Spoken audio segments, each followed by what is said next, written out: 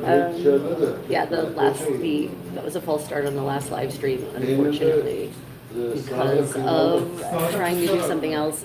My first live stream ended. So here we're back in Istanbul. We went to the Asia side of Istanbul. We are very near the cruise port.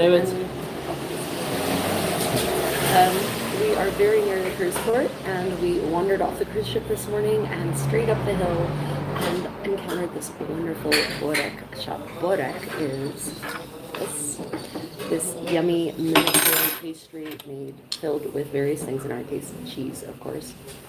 And of course, but we also have chai. And I guess he's bringing me other tea because he realizes I need lots of tea in my life.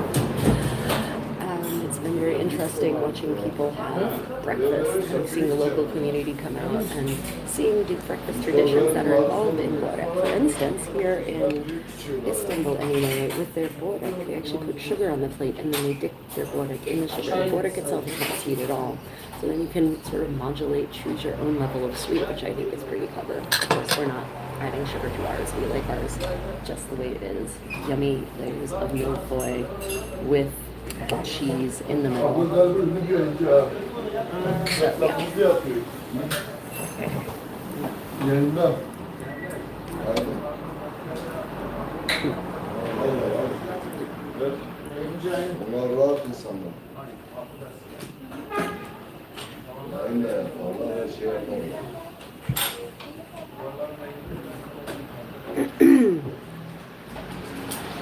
So we've had a very interesting time in Istanbul so far. We've ran into a pro-Palestine rally yesterday, a big one, got sucked up into it. So this is a tip, when you're traveling anywhere, you might want to just read up on the news and see what might be happening in the local area of interest that could interrupt your touring. Thankfully, it didn't really interrupt our touring, it just forced us to take a big detour to go around it to get to Topkapi Palace. But it was unexpected, and it shouldn't have been unexpected because I know better. Good morning, Melissa. Thank you for joining us this morning. Welcome to Istanbul. We are here at a borek shop, enjoying tea and borek together. And I'll just once again show you all what borek is. This is our breakfast this morning. Before we finish it, I don't normally eat grains or gluten. I avoid them pretty assiduously, but we're in Istanbul, and so we're definitely going to enjoy the hell out of some borek. Stretchy, chewy layers of milfoy dough wrapped around a delicious cheese, layered with olive oil and butter. Yes, so yeah. It is 8 o'clock. It is 8 a.m. this morning. It is 8 a.m. this morning here in Istanbul. So yeah, it is definitely morning. If you are wherever you are in the world, it's going to be a different time. But in Istanbul, it is 8 o'clock. And we are having a fantastic morning so far. I have to say I was shocked at how early the people in Istanbul woke up. We thought that we could get up early and get out and explore before the city woke up the way we could in Spain or Italy or even Greece. I don't know. The citizens of Istanbul definitely get up early in the morning. 43 Dude BR. Literally, the title of this video is Breakfast in Istanbul. You have to know that I'm going to be talking about food. If, you know, it's breakfast. If you don't want to hear about food, maybe don't tune into a video that says breakfast on it. just a thought.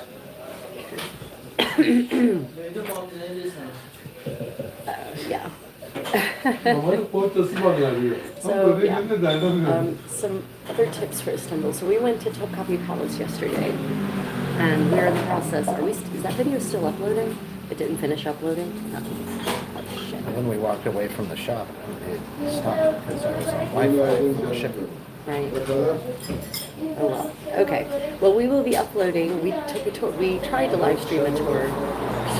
We tried to do a live stream tour of Topkapi Palace yesterday, and the internet in the historic palace is unfortunately terrible. The reception is just terrible. So, you know, we ended up not being able to do much live streaming. We got maybe 40 minutes in of varying qualities of live streaming, but we ended up doing a full video walking tour of the harem, and that will be hosting. So you'll be able to see that. I need to get another check. Oh, yeah, yeah. Yes, please. Envy, welcome. Thank you for joining us this morning. Yeah. Yes, please. Yes, please. Yeah. Oh my goodness. Let me see if I can.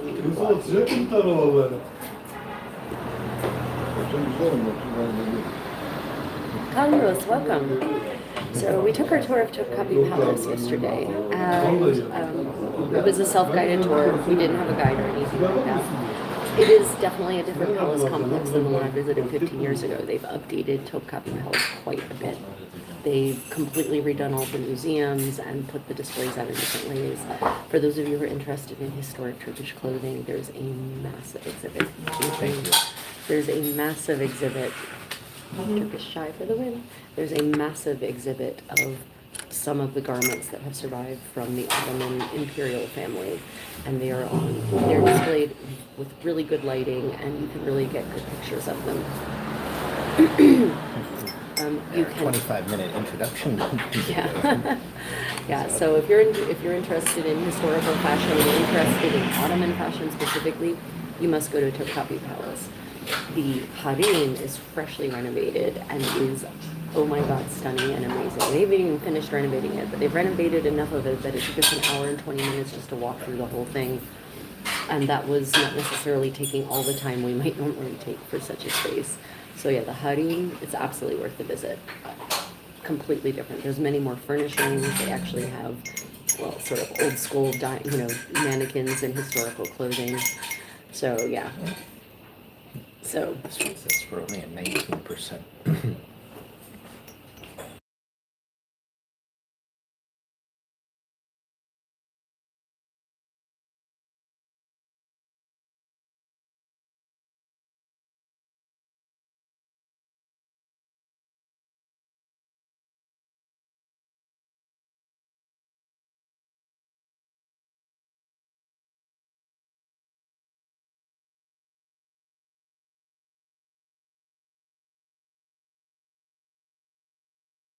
great. Okay. Asshole taken care of, everyone. She says loudly in a public place. Yeah, that's okay. Sometimes people need to know that they are complete tools and deserve to be locked up in a dark dungeon somewhere for being mean assholes for no good reason. Apparently, 43 Dude VR is an incel who would probably never be able to get a woman if he wanted to. Anyway, yeah, so Topkapi Palace, so much more than there was 15 years ago. Now, they've also they've quintupled the price of entry. So if you're interested in visiting Topkapi Palace, don't get the sticker shock we got. It's now $55 per person to get in, which means that you want to make sure you get the most of your money. And it used to be that I could easily do Topkapi Palace in 4 hours. We did not get through all of Topkapi Palace. I would recommend a whole day now for the palace. And I would recommend that you take advantage of some of the little cafes that are inside the palace to sit down in the middle of it, have a coffee, and then go back to walking around and exploring, because there's just so many different museums on the inside now, so many more renovated spaces, and at $55 a person, you really do want to get your full money's worth. So yeah, full day for Topkapi Palace. That is my sad lesson learned, because we actually only gave it like 4 hours. So next time I would definitely take a different approach to that. What else? Some other tips that we have for people. You can absolutely, Istanbul is definitely walkable, especially in the historic parts. Purchase your ticket from the ATM kiosk. Oh yeah, so there are now massive lines for the palace in Istanbul for Topkapi Palace. By the way, Topkapi means cannon gate, and might refer to the fact that there was originally cannon towers there. They're not certain actually. Topkapi is extremely popular despite the massive price tag. I thought there would be fewer people because of the $55 price tag for foreigners. They're not. There were very many people. So there is a set of kiosks where you have ticket sellers, actual people, and the lines there are pretty long and can get really long. But just a little bit down the same little alleyway away from the gate, so further from the gate, the main gate, than the ticket counters, are automatic kiosks where you can go and buy your tickets and skip the line. So if you have credit cards, you can use those kiosks, and I highly recommend that. It will be a much better option than waiting in line. I had read about the kiosks, but we didn't actually spot them until after we waited in line, walked around the entire palace complex, and were exiting a different way than we came in. Large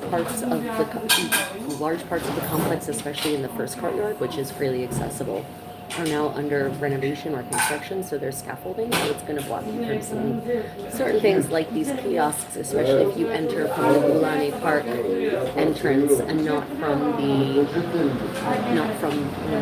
the entrance that actually kind of leads out towards the Hagia Sophia. So that's my tip. Buy your tickets at Topkapi Palace, either online or from the kiosk. Now, the problem with buying them online, you have to be really careful because there are a lot of websites out there that are going to resell you Topkapi tickets at a marked up price. So make sure if you're buying online tickets that you're buying them from the official museum website and not from some tour company reseller who are definitely not charging you more. Also, don't pay extra for an audio guide if you buy tickets online because the audio guides are free at Topkapi Palace. They actually have free audio guides. But for the most part, the audio guides didn't provide any more information than the signs provided. And in some cases, the audio guide provided no information, but the signs did. So, absolutely a must visit if you're going to Istanbul is, however, Topkapi Palace. Just be prepared for the $55 sticker price. Unfortunately, all the sites in Istanbul are now super expensive for foreigners only. Philip, welcome. Howdy from Istanbul.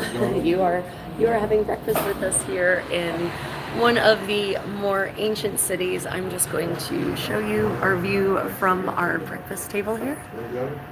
Yeah. So I'm just sharing some travel tips for Turkey, for Istanbul specifically. And if you have any questions about traveling in Turkey, you can just pop them in the chat. And of course, if you're enjoying this, don't forget to like and subscribe. So, let's see, other things to know about Turkey in general. There are lots of kitties here. If you are a kitty lover, this is the place for you. And the cats all seem to be, mostly for the most part, extremely socialized, extremely friendly, to the point of demanding petting. And they seem to be well taken care of. We see bowls of food and water placed everywhere for these cats. And they're very, very, they seem very, very happy. And the palace is full of cats also. And we actually found out in the harem, they actually had cat doors in the doors in the harem, so that they would actually, this little door would be open, so even if the door were shut, the little kitty door was open so the kitties could sort of travel freely throughout the harem. Yeah. Good morning, Liquid Grid. So we are going to be heading out here shortly and doing a full live stream walking tour of this really fun neighborhood. It is a historic neighborhood. We're on the Asian side of Istanbul. Istanbul, the city is split on the European side, which is where the old Constantinople was, and then the Asia side. And we are going to be just going out and doing a walking tour. We're going to head towards Galata Tower, which is a 15th century, at least 15th century, although it might be older. 15th century tower, very famous for a Turkish scientist and engineer in the 16th century, basically the Da Vinci of Turkey, who actually designed this flying machine to fly from Galata Tower to Topkapi Palace. So we're going to be heading there. And this is a travel channel, Liquid Grin. This is a travel channel. So welcome to Travels with the Creative Princessa. I'm the Creative Princessa. So yeah, this is a travel channel. If you're interested in travel, in reviews and travel vlogs involving locations and flights and how to get around and travel tips, cruising, that's me. I focus there's a lot of history included in my travel content because I think that's one of the most important reasons to travel. So yeah. Oh, Dr. Stevens, you poor baby. Your life must be so pathetic. Yeah. Okay. Philip, I am originally from the United States, but I no longer live there. I have lived abroad most of my life at this point. So, yeah.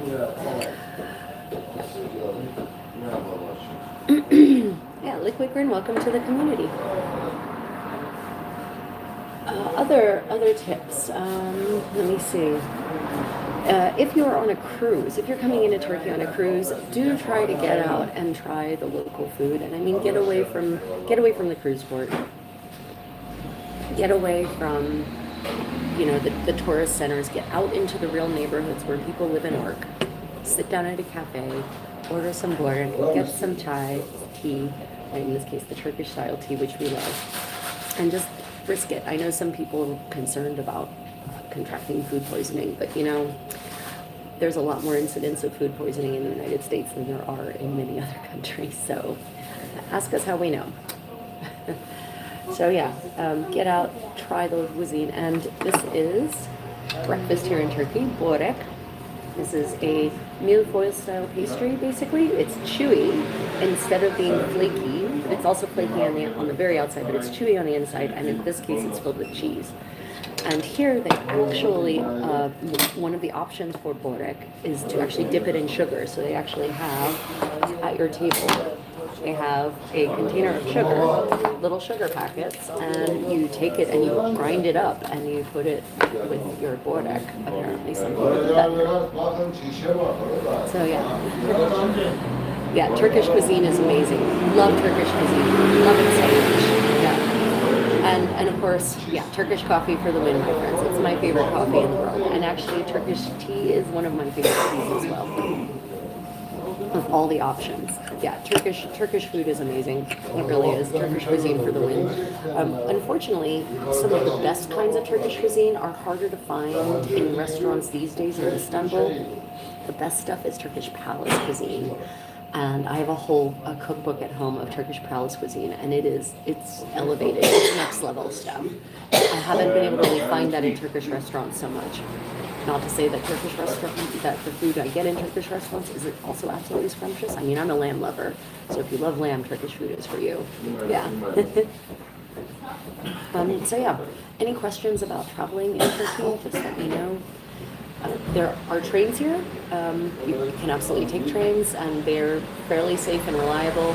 In Istanbul, there's a tram, and the tram is highly used, and it moves around pretty quickly. The tram moves way more quickly than cars do. Cars here tend to sit in long queues of barely moving traffic for long periods of time. So I really definitely do not recommend renting a car if you are in Istanbul. Take public transit. If you need to go to a spot where public transit doesn't reach, then take a taxi. But trams and metro will get you further and faster than cars will.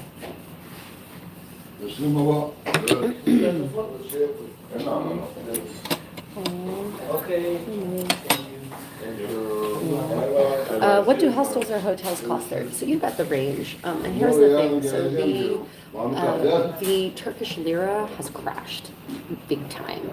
It used to be 2 to 1 to the dollar, roughly 2 to 1 to the dollar or the euro. So one euro got you 2 lira. It is now 1 to 40, and so there's been major inflation, and the inflation is kind of continuing pace. So the prices are trying to keep up with that. You can get a pretty decent hotel here for, like a 3-star hotel for like $40 or $50 a night. If you want a 5-star hotel, it's going to be much more expensive. But yeah, you can get a decent hotel here. It's not super expensive. Just to give you an example, this little cup of chai is 15 Turkish lira, right? So that's like 35 cents at the current 30 cents at the current exchange rate. So yeah, even with the massive inflation, prices are still pretty reasonable. Yeah.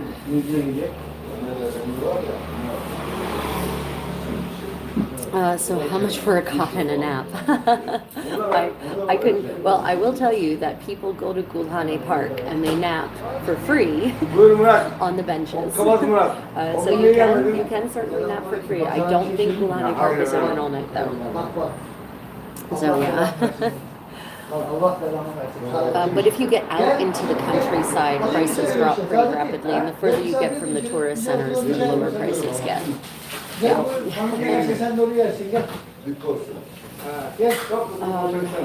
Let's see. There's been so much development here in Istanbul since we were last here. What neighborhoods are trendy have completely shifted. Right across the bridge into the Asia side of Istanbul, right near the cruise port actually, they've built this massive cruise complex, the cruise terminal complex. It's like a shopping mall and a museum, and they had this huge concert there last night. And now there's all these restaurants and cafes there, and it's very popular with the Turkish, with the Istanbulites, not just with the people who are on cruise ships. In fact, most of the people at the cafes and restaurants there are absolutely Turkish and not the very pale, not the very pale members of the cruise vessels. And that it gets very crowded very quickly. So if you have issues with crowds, Istanbul is not the city for you. The city is packed with humanity, and they're out and about and moving pretty much constantly, it feels like. I thought we could get out early enough and beat the rush. We did not get out early enough. I think if you want to, I think the only time you could get out and about when there's not a crowd is probably, I don't know, probably 3 a.m. Are there better markets to buy tea than others?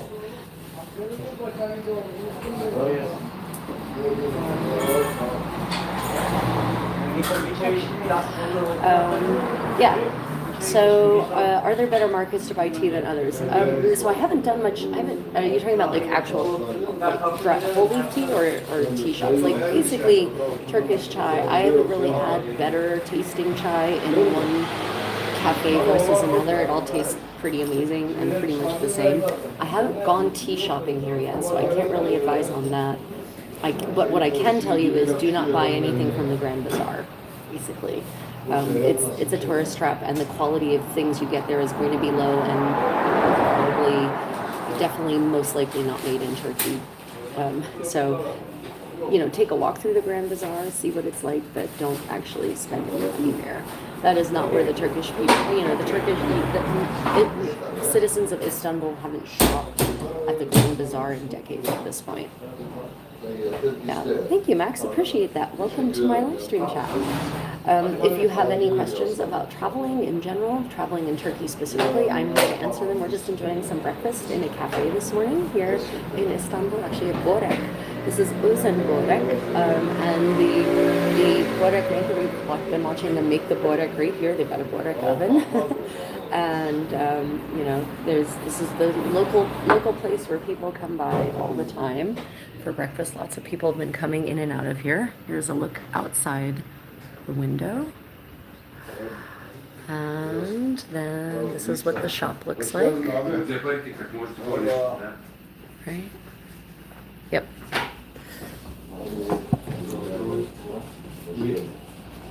So yeah, that is what it's lovely here. This is a relatively quiet street. Relative is to the main streets that are sort of down by the water. And we were walking up the street. We're here overnight on a cruise actually, and we struck out from our cruise ship this morning. Just started walking up the street, spotted this borek shop, and stopped to grab some chai and some borek. And for those just joining, I will show you what the remnants of our borek look like. This is borek that has been cut up. They cut it up for you, give you forks. And this is basically milfoil dough layered with butter and olive oil, and then there's cheese on the inside. Super tasty, super yum. Yeah, if I spot any good places to buy tea, I'll make a post about it on my in the community post. Yeah, breakfast is delicious. So let's see, other tips if you have issues with cigarette smoke, Turkey's not the country for you. They have been enjoying tobacco leaf for 400 years here, and it's pretty prominent. It's pretty omnipresent everywhere. Everyone smokes. People smoke at the cafes. They smoke in the restaurants. But thankfully, it seems for them, sometimes they smoke inside the restaurants too. But here in Istanbul, it seems mostly smoking is relegated to outside. Right here, for instance. relegated to outside and not to inside. So that's good. But down in Kujadazi, they were definitely, once we got out of the tourist neighborhoods, they were definitely smoking in the restaurants too. So if cigarette smoke is a problem, then yeah, Turkey might not be the right place for you. Yeah. I haven't actually, I don't smoke, and so hookah is not my thing, so I can't advise at all on hookah, sorry. Yeah, my lungs just can't tolerate any fire smoke, any kind of smoke, any kind of steam that's laden with whatever, I can't handle it. Doesn't matter. Even the nicest smelling, burning wood fire, I start choking pretty quickly. It's just the way it is. I know. I'm a real killjoy. How are we doing? 100%. Okay. Well, do you want any more? You want to finish up the Bora Hansen? So it looks like our gimbal. One of the reasons we stopped now for breakfast, we were going to stop later, is because our gimbal wasn't charged. So we are now going to go ahead and we're going to load up the gimbal. We're going to just continue this live stream and we're going to turn it into a breakfast tour of the neighborhood in which we are. And we're going to go on this tour together. This is an exploration. I have not actually walked around this part of this neighborhood at all. I've walked some other parts. So we're just going to go out and we're going to see what we can find. We're going to show you the views. It's not going to be me very much. It's going to be mostly the amazing things that we're going to see. Oh no! No! We're going to take you with us. Stay live in the stream. We're going to go together now. Don't go away. We're just going to transition to the gimbal. So we're going to transition from enjoying tea and breakfast to walking out in the streets. So if you want to see what it looks like out here in Istanbul in this lovely neighborhood, we're going to be heading to Galata Tower, which is a historic site for certain. We're going to be heading to Galata Tower, and we're going to walk around and we're going to see what adventures we find. So yeah, if you have time, stick around, everyone. We're literally just going to transition. We're not even going to cancel the stream. We're just going to keep on going. Just wanted to warn you that we're about to start walking. And we're going to transition to a microphone so that you can actually hear me. I didn't ruin anything, but Yeah. no. Brilliant. Yeah, I'm really, Liquid Friend, welcome to my community. I'm very excited to share my adventures with you. And just a little bit of a transition here as we, It's not even on yet, so. yeah, a bit of a transition. It's on. Okay, so sound check. Can you all hear me? Let me know if you can hear me, please, because we've had, and just me. Let me know if you can hear me, because we have had sound issues before. Absolutely 100%. And if you are enjoying this kind of content, there's tons of vlogs on the channel, both live and more polished ones if you want to see some of my past travels. And we have 7 more days aboard Queen Victoria cruising. We're heading to Greece, we're heading to Athens, we're heading to Mytilene, we're heading to Mykonos, and then we're heading back to Barcelona, and then we're going to be spending 9 days visiting friends in Germany, and I'm definitely going to be taking you all with me to some of the amazing sites in Germany as well. Oh, Caesarism, you poor asshole.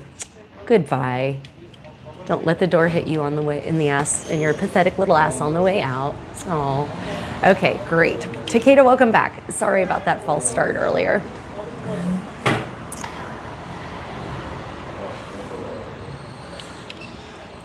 Oh, for restaurants we can use yeah, metal.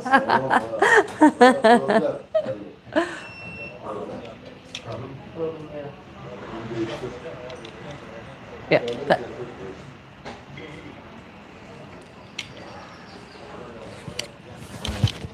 okay, everyone.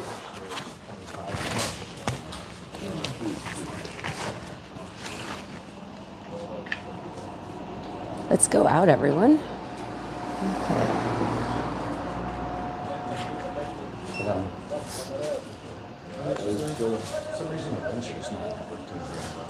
It's okay. Thank you, Lissetli.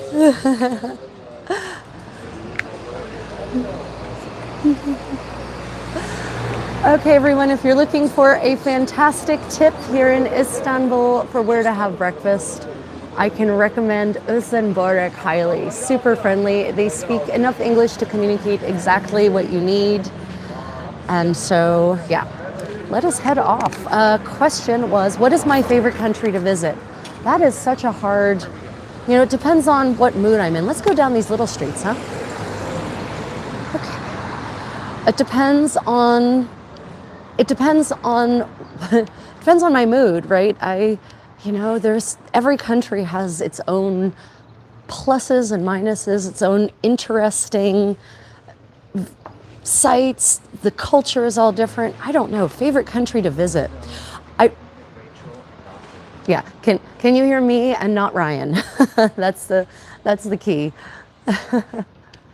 Oh no, this is a dead end, but it's interesting anyway. Anyway, get a view of this lovely. This is what happens when I just wander down random streets. What kind of food do you like? Well, actually, I really like visiting Italy because I'm very interested. Oh, look, we have a kitty coming for us, I think. Meow, meow. Psst, psst, psst, psst. Little baby. Oh, yes. Oh, yes. Yes, beautiful baby. So welcome to Istanbul. Oh, no. Do you want me to pick you up? Welcome to Istanbul. Wants to get under your skirt. It wants to get under my skirts. You cannot bring it home. Oh, but she's so sweet. Oh my goodness. Oh no, she's gotten comfortable. No, I have to keep going, baby. Sorry. Southern or northern? That's a good question too. So my family, my grandfather was from southern Italy. And I really want to get down there and visit. I still have extended, distant family there, and they would be very welcoming for me to come there. I haven't gotten to do that yet. The most southern Italy. Is this cat following us? Oh, it's heartbreaking to put that cat down, but I don't have a way to bring it home with me. And also, I wouldn't want to deprive this neighborhood of such a sweet baby. So yeah, I do want to get to southern Italy, but unfortunately we haven't spent much time there. We've been to Sicily, and Sicily is amazing. But I've spent most of my time in northern Italy. Northern Italy being sort of, oh no. Northern Italy being Naples and up. But there's just so much amazing archaeology, so many beautiful works of art in Italy. The food is amazing. The Italians have a certain joie de vivre. Ooh. Doors open, I'm gonna go in. So, welcome to traveling with me. A door is open, I go through. It's just what I do. Liquid Grin is from where? Palermo. Oh, really? Fantastic. I don't know what this place is, but it's beautiful. Look at this beautiful park, everyone. Wow. It's a park of some kind because the sign said don't bring in food and drink. Oh my gosh. Oh my goodness. Oh my goodness. Wow. We've got oh yes, they've been fed. Yeah. Oh, wait, oh my God. Right. Oh my God. Oh my goodness. Oh wow. This is a dangerous place for a kitty lover. Oh my goodness. Oh, there are. So welcome to traveling with me. We've discovered this beautiful park just hidden up here, within this neighborhood. And see, this is what I love this is my style of travel, right? I actually normally research everything about my life in detail for those of you who are familiar with my medieval living history content channel, The Creative Contessa. But, when I'm traveling, I actually like to have an adventure. Wow, look at that cat. He looks like something out of a National Geographic documentary. Little baby, it's okay. Oh my goodness. Yeah, wow, look at these markings on these cats. Little baby. Psst, psst, psst. Little baby. Come on, little baby. Oh my goodness. Such a cutie. Robin, hello. Welcome to Istanbul.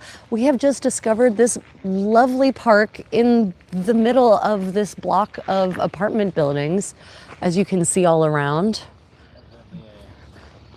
It's apparently a cat neighborhood. Nat Geo kitties. Yeah, that's right. Oh my goodness. Oh my goodness. Oh, so much cuteness. I can't handle the cute. Oh no. Handsome, we need to take that one to the vet. No. So as in many places, there are cafes in parks, and I love that. And if I'd known this was here, we could have come here, but we can also come back later. Thank you. From Chiang Mai, Thailand.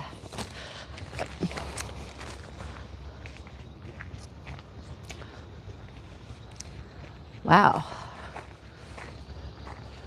Wow, they have a lot of potted trees over here, which is interesting.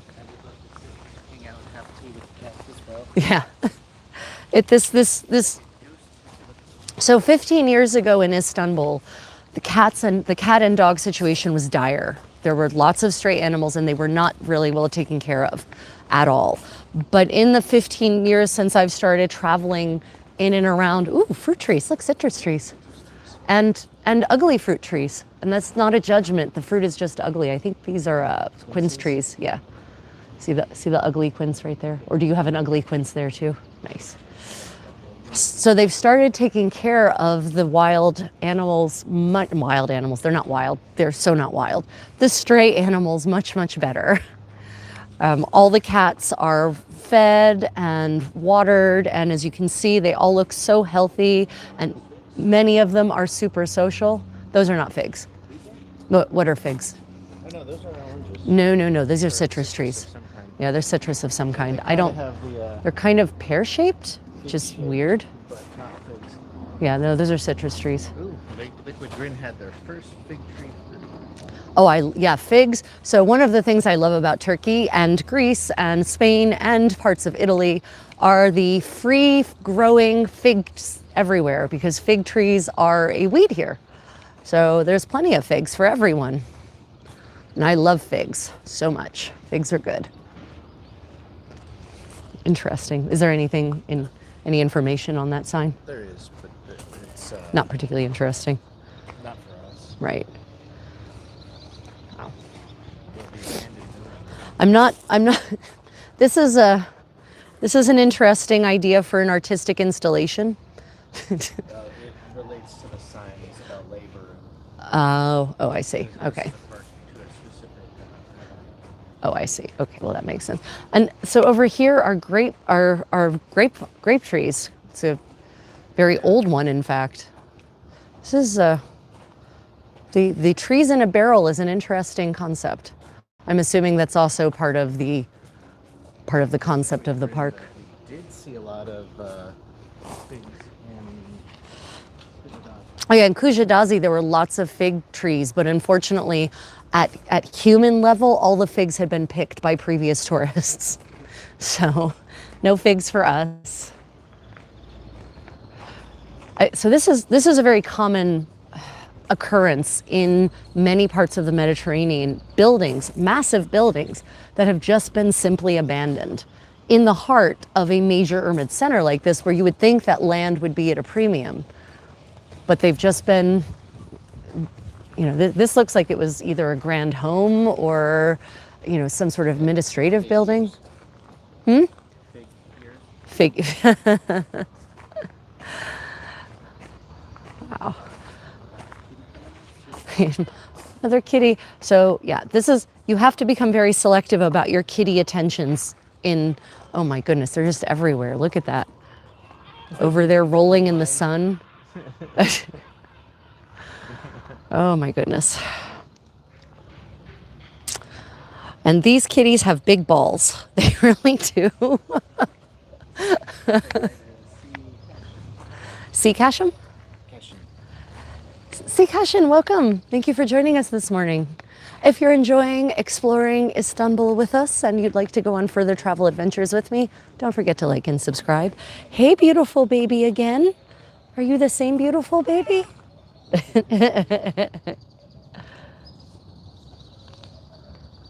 Oh my goodness. Someone's very excitable. And again wants to get under the dress. How come there's no one around? Because it's very early in the morning. In the background, the kitten is really Great. Yeah, no one's around because it's relatively early in the day here. It's 8:30-ish. And apparently that's not the time when people come to parks. I expect that yesterday this park was probably chock-a-block humanity. You always wake up beautiful like that. Yes, she does. Yeah. Despite some of the really hateful incels saying things that they think are going to actually bother me, but they don't.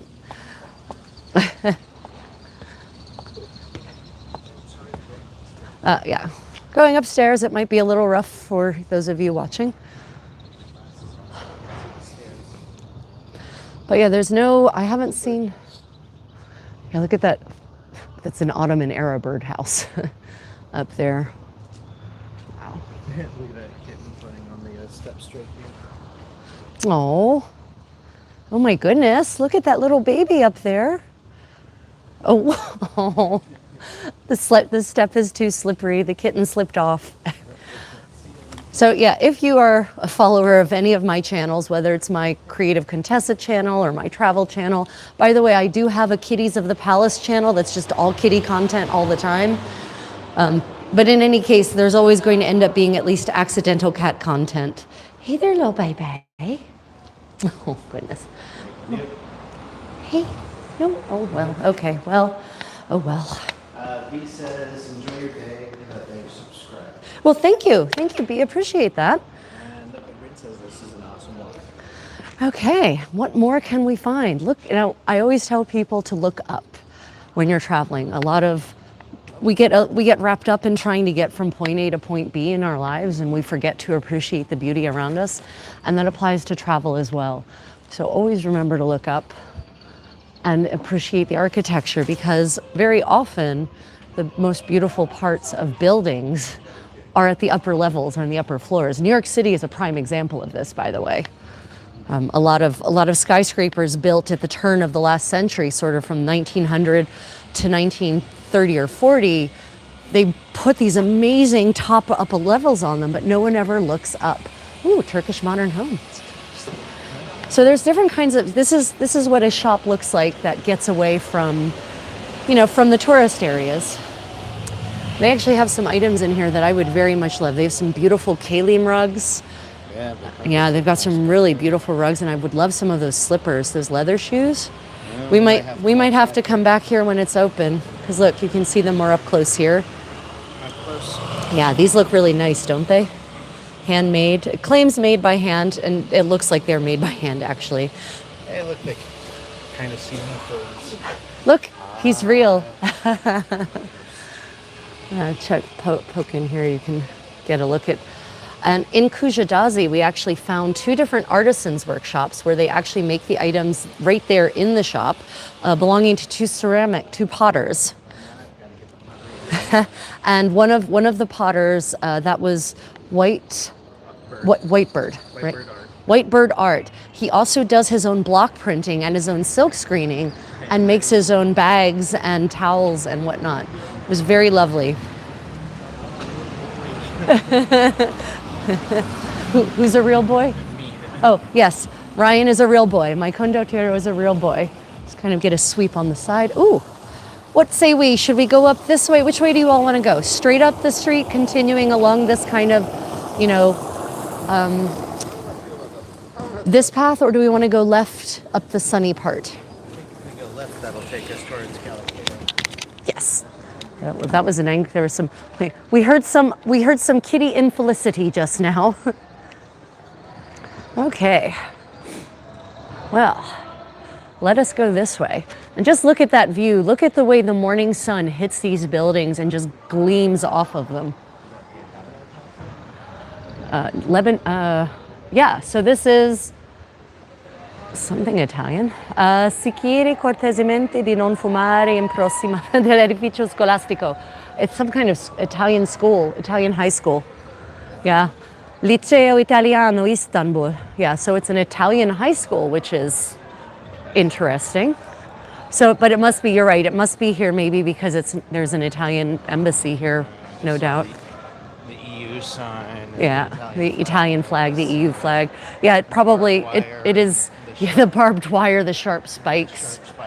Good morning. Good morning. Look at these, just the colors on these buildings. Actually, to a certain degree, it does feel like we've just stepped into Little Italy. Sort of 19th century Italy. Yes. Yeah, so it actually asks people not to smoke near the school, which this is Istanbul. I wonder, oh yeah, so here's the General Consulate of Italy. So yeah, for certain, that's why that's there. Interesting, very interesting building. Definitely does not look like the kind of architecture you usually expect here. Thank you for joining us, Liquid Grin. It's lovely to have you in the community.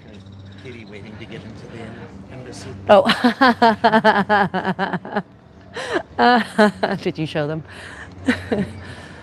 There's a kitty waiting to get into the embassy, everyone. I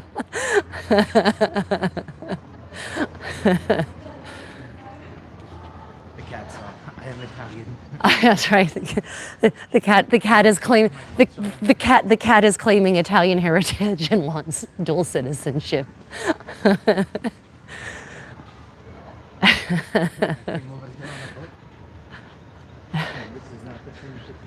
Wow, look at this.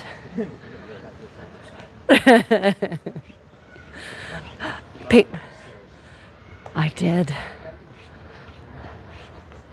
Look at this beautiful facade here. Lois Justice. Loi Justice Force. Well, that's an alarming combination of ideas. Loi is law, justice is justice, and force is just what you think it is. Ooh, yeah. Now we're getting into my favorite kinds of spaces, winding lanes that go up steep slopes.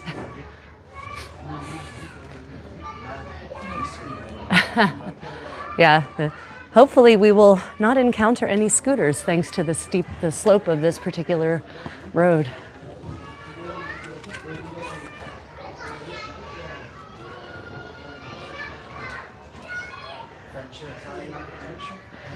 Yeah, it's very interesting. So, you know, during the 18th and 19th century, the Ottoman sultans became increasingly enamored of Western styles of art and architecture.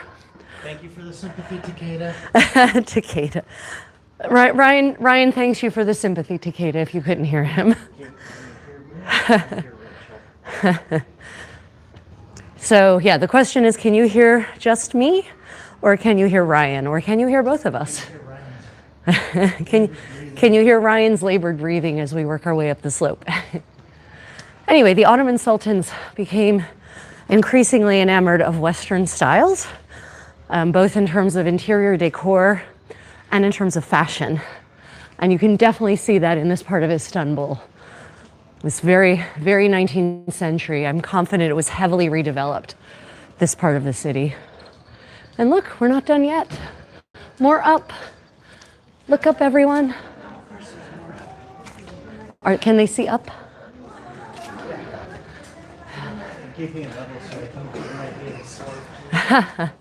Well, yeah, but they want to look at the beautiful buildings. Handsome. Oh, the Dutch consulate. They've apparently meandered into Embassy Row.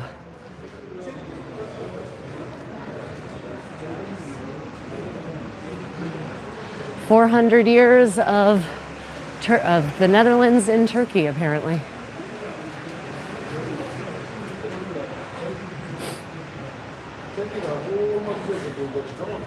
Because our visit to Topkapi Palace really underscored how the East really started to meld with West under the Ottoman sultans. How they started transitioning away from their traditional clothing, their Turkish clothing, to Western fashions. Okay, welcome to New Istanbul, as it may. I think I heard it referred to as at one point the new Istanbul, the new city. Do you know which way to get to Galata? Nope. But my instincts tell me that it's got to be close to here. So let us walk. Oh no, I need your phone because that's mine. Yeah. Okay. Let's just walk this way and look at some of this. Wow. Let's cross to this side. So this is a pedestrian zone. At least I hope it is, because everyone's walking in it. And the streetcars, obviously, the trams come through here. Look at that beautiful building. Wow, that is gorgeous. Look at that main level there, the second level that combines Eastern and Western aesthetics. So the sacred Arabic geometry with the more neoclassical shapes surrounding it, framing it.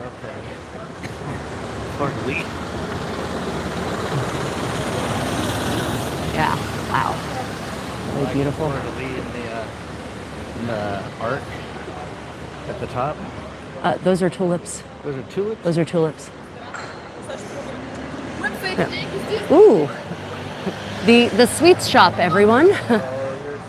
I actually read a figure lately that said, shockingly, it isn't Americans that eat the most refined sugar in their diet. It's actually Southern Asia and the Middle East. They eat a lot of sugar, and you can. That is not disputed by what we are witnessing in these countertops, in these display cases. So down here we have Turkish Delight. For those of you who have ever heard of Turkish Delight and wondered what it was, this is it. It's basically sugar jelly that is very chewy. It's sugar gummies, chewy, and there's flavors.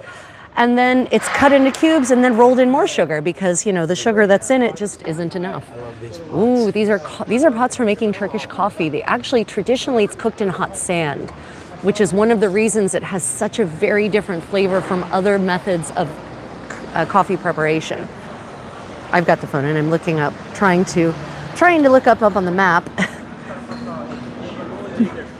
I don't know, 600 divided by 40? 60 divided by 4 is 15. Yeah? Yeah, $15 for those pots. $15 for the pot. I actually am not certain whether that's a good price or a bad price. It depends on whether it's made here in Turkey or made, in China or something like that.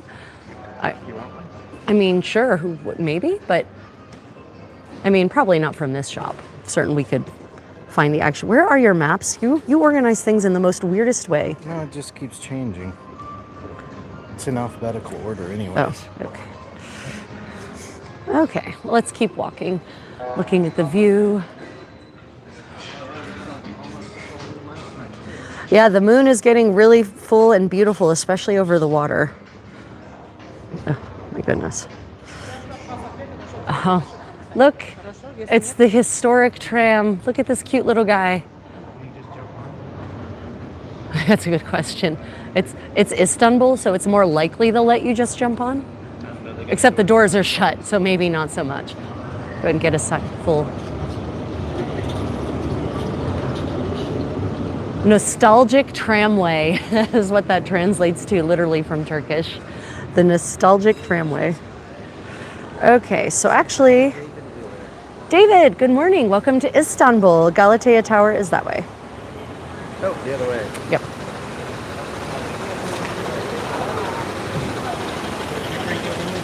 We bring you only the best experience here in Istanbul.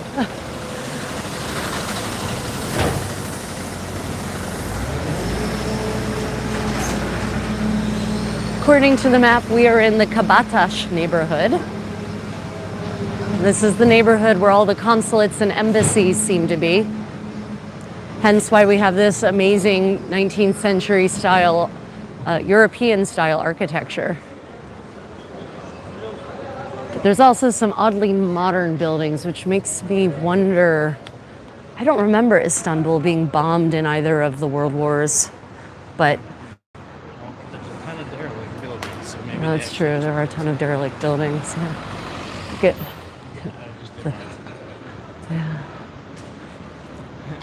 loving it and living it vicariously. So the temperatures are really perfect. The air is fresh. It's not too humid. It's not too dry. It's about 67 degrees Fahrenheit or about 16 degrees centigrade. So really a lovely, lovely temperature to enjoy. Yeah, because like this building has a catchment. Oh yeah, so if you look up here, everyone, you see this giant metal sieve.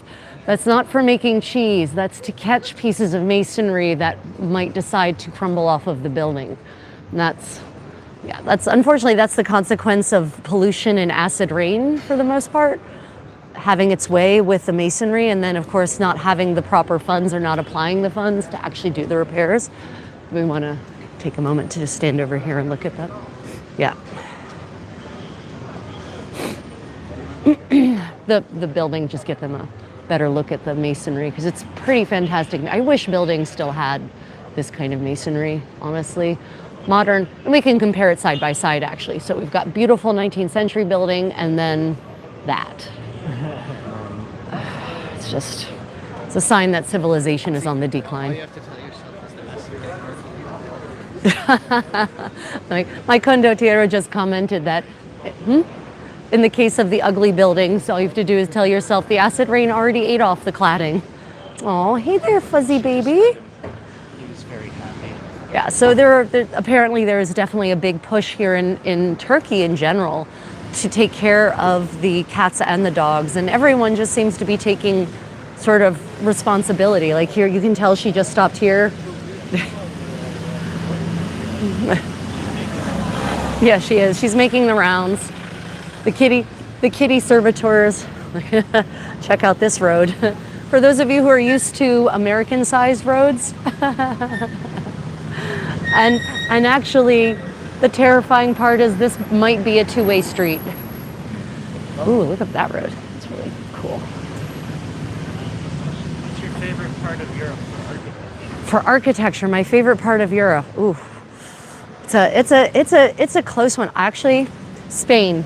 No, it's not even close. Spain, especially in the southern parts of Spain that were under Moorish control, because under the Moorish caliphs and emirs and kings, there was this blending of Eastern and Western, of Middle Eastern and Western European architecture, and the intricacy and shapes and styles and colors of the Middle Eastern, of the Arabic art and architecture just calls to me so much. And then you combine that on top of, say, a European castle style, it just makes the most interesting architecture for me, and it just impacts me because anytime I visit, say, the Alhambra or any of the numerous castles that are in southern Spain, I can hear the past, I can hear the music, I can smell the smells, I can imagine the people in their amazingly unique clothing, because medieval Spain also had extremely unique fashions. Whether you're talking Moçárabe, you're talking Arabic or Christian or Jewish, all very unique and different from what everyone else was wearing in Europe at the time. So I would say Spain, but I would also say that for the most part, there are no bad spots of Europe for architecture except for German cities that were bombed into the ground during World War II and then rebuilt in the modern brutal style. Like Mannheim, don't waste your time on Mannheim. Just don't. Yes. Ah. Oh, yeah. That's a teapot, I think, actually. I want that tea. Yeah, so this is a tea set. Yep. Well, it looks like we're probably eventually going to be buying something, but... James, welcome. Good morning. Thank you for joining us here in Istanbul. It is a gorgeous morning here in Constantinople, as was. But a fun bit of trivia. Ooh, look at these buildings here, just gently rotting on the corner. A fun bit of trivia. Istanbul is actually the eventual devolution of Istanpolis, which was the Greek that meant to the city, because that's what the Greeks started calling it, even in the Middle Ages. Instead of just calling it Constantinople, they called it that. They started saying to the city instead of the actual city name. And so Istanpolis eventually became Istanbul and then Istanbul. And then so the city was actually officially called Constantinople up until 1930, when the Turkish post office finally gave in to the natural evolution of language and changed the name officially to Istanbul. But it is not a Turkish word at all. It's Greek. It's just the Greek slang for the city, for how people refer to it. To the city, Istanbul, or Istanbul. Unfortunately, my medieval Greek, I don't have any, understanding of medieval Greek.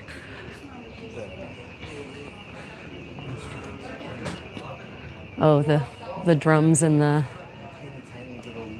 Oh yeah, ouds. Look at those ouds. Wow, those are some nice looking ouds.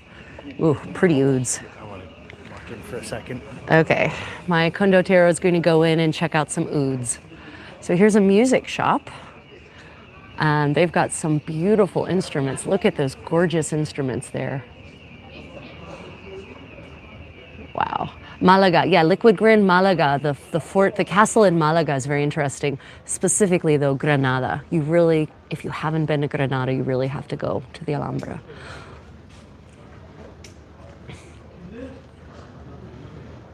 So this is, if you're interested, Guzda music shop. There's a variety, like this guitar in the front, mandolin on the back. Some of these are electric, actually. I can tell they've got literally plugins to electrify them, which is an interesting thought, electrifying a medieval instrument, right? If you're enjoying this morning walk through Istanbul, don't forget to like and subscribe. When you come out of the music shop, look at the upper facade. So we actually have a lute, Liquid Grin, and we have the lute on the cruise ship with us. We'll be doing probably a live stream of him practicing lute music on the cruise ship. That is going to be on my Creative Contessa channel, which is my medieval living history channel. Okay, let me go take a look for you, Takeda. Hold on. Okay, when you come out of the shop, look at the upper facade. Oh, interesting. Hold on.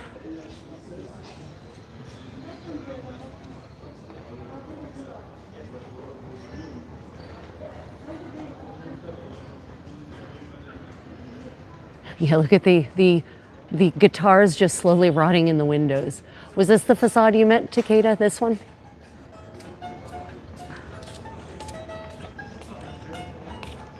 This is...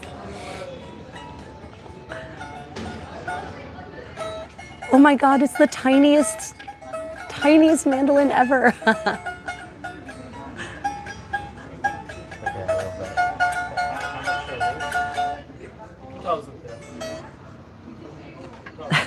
Are we about to buy another instrument? The tiniest, it's a mandolin, isn't it? What is this called?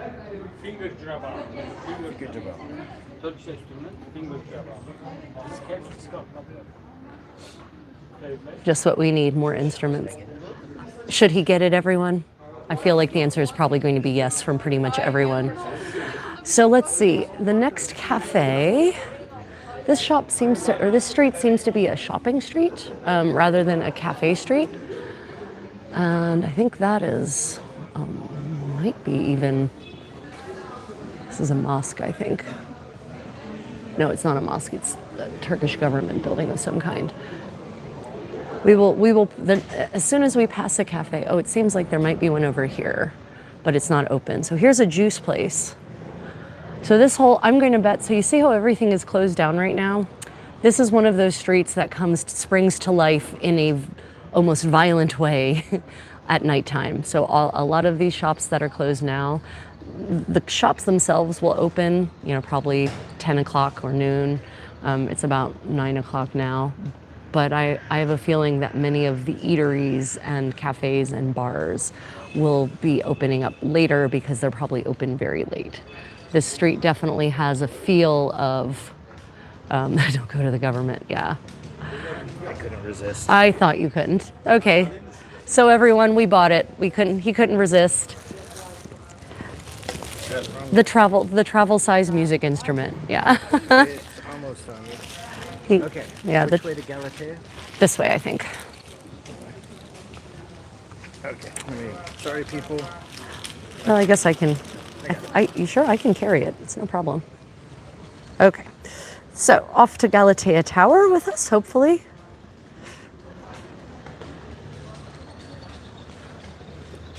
Here's a piercing shop to our left.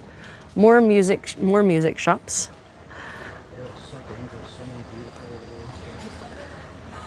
Okay, best way to get to Galata Tower.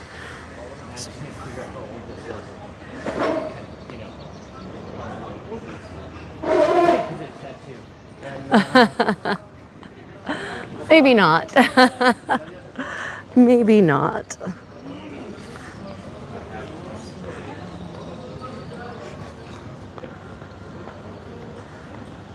Okay. So it looks like we're going to turn down this winding road.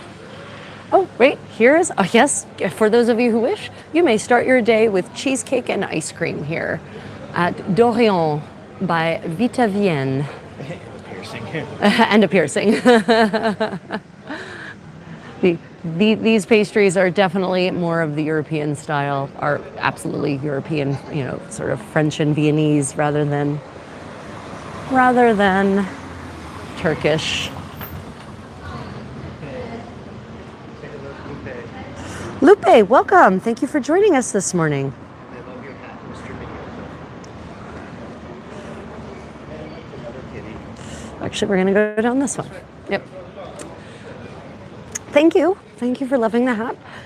Most people love it. Some people, it evokes all sorts of weird resentment and violent comments, but as it were. Aw. Happy shop kitty. Good morning, happy shop kitty. Sakulokami. Oh yeah. Beautiful, beautiful space there on the inside.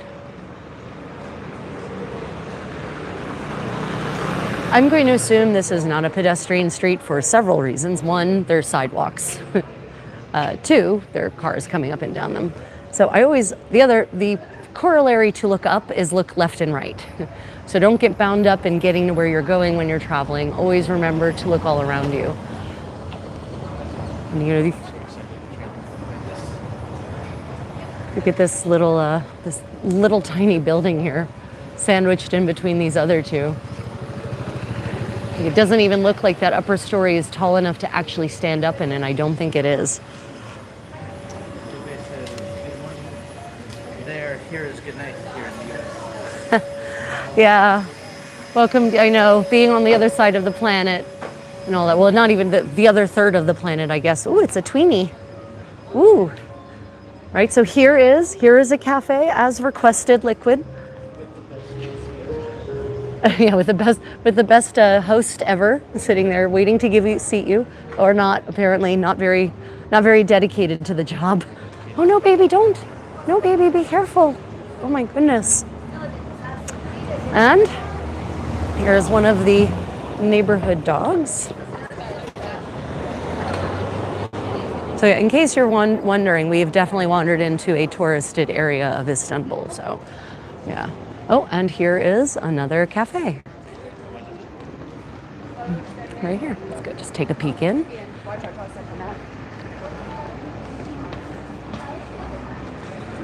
Open buffet breakfast on the terrace. Look here. So apparently probably up on the top of the building. You can go up and have a... Yeah.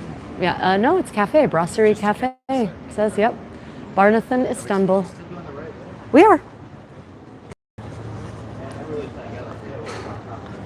Well, unfortunately, we have to go down a hill and up a hill.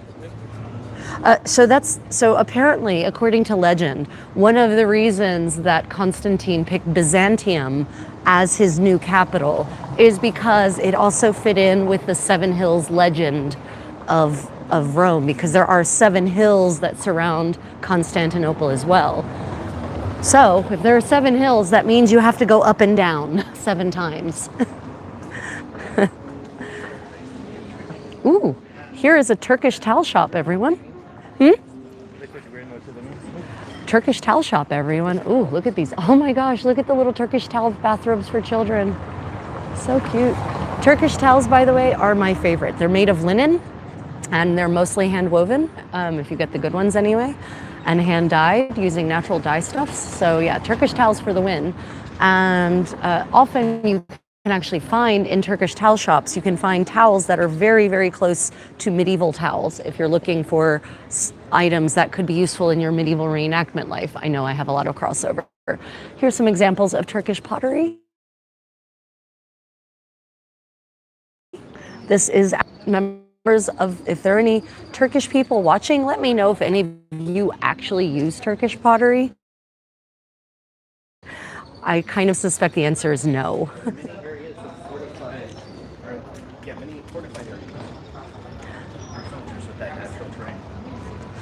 Yeah, exactly. Having 7 hills makes it much more defensible than a city that's just on an open plain. Pomegranates for pomegranate smoothies.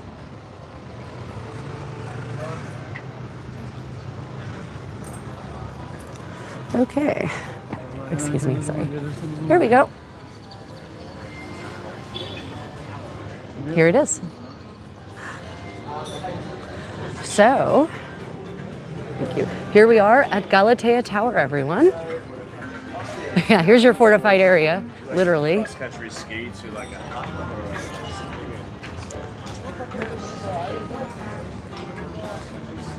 Yeah, so this is, of course, even for Turks, this is a tourist destination. So we noticed there were many Turks, for example, in the Topkapi Palace yesterday. So there's plenty of domestic tourism as well.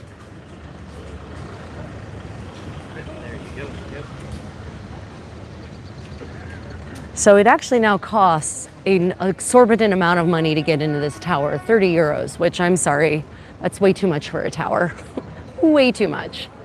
That would have to come with a meal or tea or coffee for me to want to pay that much for access to a tower. But for certain we can look around it from the outside.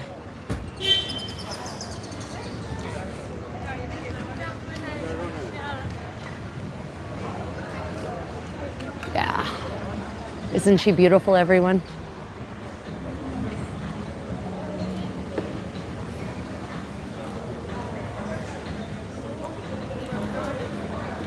You can totally see it from the... Can I get a deal if I break dance? Yeah, it is a question, right? Can you... Is it possible to just... to get to sing for your entrance, to perform for entry? No, apparently. I mean, hell, we helped the guards at the castle in Kujadazi, Pigeon Island Castle, twice set up their barrier after a storm blew it down, and we still had to pay for entry. So no, apparently no good deed will get you entry into these sites. No deed, good, bad, or indifferent. Galata Tower. I don't know why I keep calling it Galatea. I think Galatea is, I know why, because Galatea is a mythical, yeah.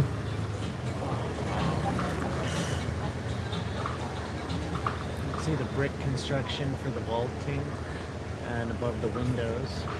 So one of the things we learned in Topkapi Palace yesterday is that the Ottomans continued using what was actually ancient Roman style architecture. And you can see that in part here with the layers of bricks, mortared brick in amongst the stone. And especially up there in the roof, you can see the vaulting where the plaster has come down, and you can actually see the bricks and the mortar that were used to make these buildings, which is very different from most of Europe, where they just straight up used stone, but the Romans didn't. They cladded these buildings to make it look like they were solid marble, but they weren't, in fact. And that style of architecture continued through the Eastern Roman Empire, and the Ottomans just kept on going with that. So let's walk around the tower while I share some information. Yeah, I don't know either. Let us take a little stroll around the base of the tower, and I will So one of the most famous incidents that involving this tower is a good one, and it's a fun one. Turkey had its own, the Ottoman Empire had its own Leonardo da Vinci. You know, the Ottoman sultans encouraged innovation, especially after, you know, the encouraging that Hungarian cannon maker to make those massive cannons that won them Constantinople. And they continued encouraging innovation for a very long time. And they had the Suleiman the Magnificent had he had his own Leonardo da Vinci. And it is from this tower that he actually test flew his own flying machine. And it flew, I think if I recall correctly, a mile from launching from up here from Galata Tower, and he was aiming to go across the Bosphorus to Topkapi Palace. And as far as I understand, he succeeded. But that could be an apocryphal tale. Yes? Can you hold this too? Sorry, people. We have to adjust our camera, everyone. It was just a little bit too low. It kept getting caught on the base. Right, so this was built as a watchtower originally, and it was built by the Genovese. Yeah, yeah, it was originally built by the Genovese. Be a pigeon. They seem to get in for free. Oh, right. Apparently free entry is given to birds. So if you can develop wings, you can, yeah, because there it is going into the tower right there. Okay, let's go take a look this way. So, you know, most people don't realize that Constantinople was conquered by the Franks, as they were called, in 1204. And so it was ruled by Latin speakers for a certain period of time in the 13th century. And so at that time, the Genovese, Genoa was an extremely powerful city-state in Italy with an empire that was scattered across the Mediterranean. And they set up a colony here in Constantinople. And so they built a tower here. Now, there was already a tower here. Justinian had built a tower, but this is not Justinian's tower. No, no, no, my friends. This is the Genovese tower. So apparently, the colony was established here in 1267, but the actual tower, this tower, dates to 1348. Of course, when the Ottomans came, they abolished the Genovese colony because, you know, that's just what happens. Go back to the tower. Kitty. And there were walls. This was a watchtower, and there were walls attached to this originally, but like most of the walls here in Istanbul, they were pulled down in the 19th century as the city expanded and as they decided that walls were no longer an effective method of protecting a city. And they were right. As World Wars I and II showed, walls didn't protect anyone from anything.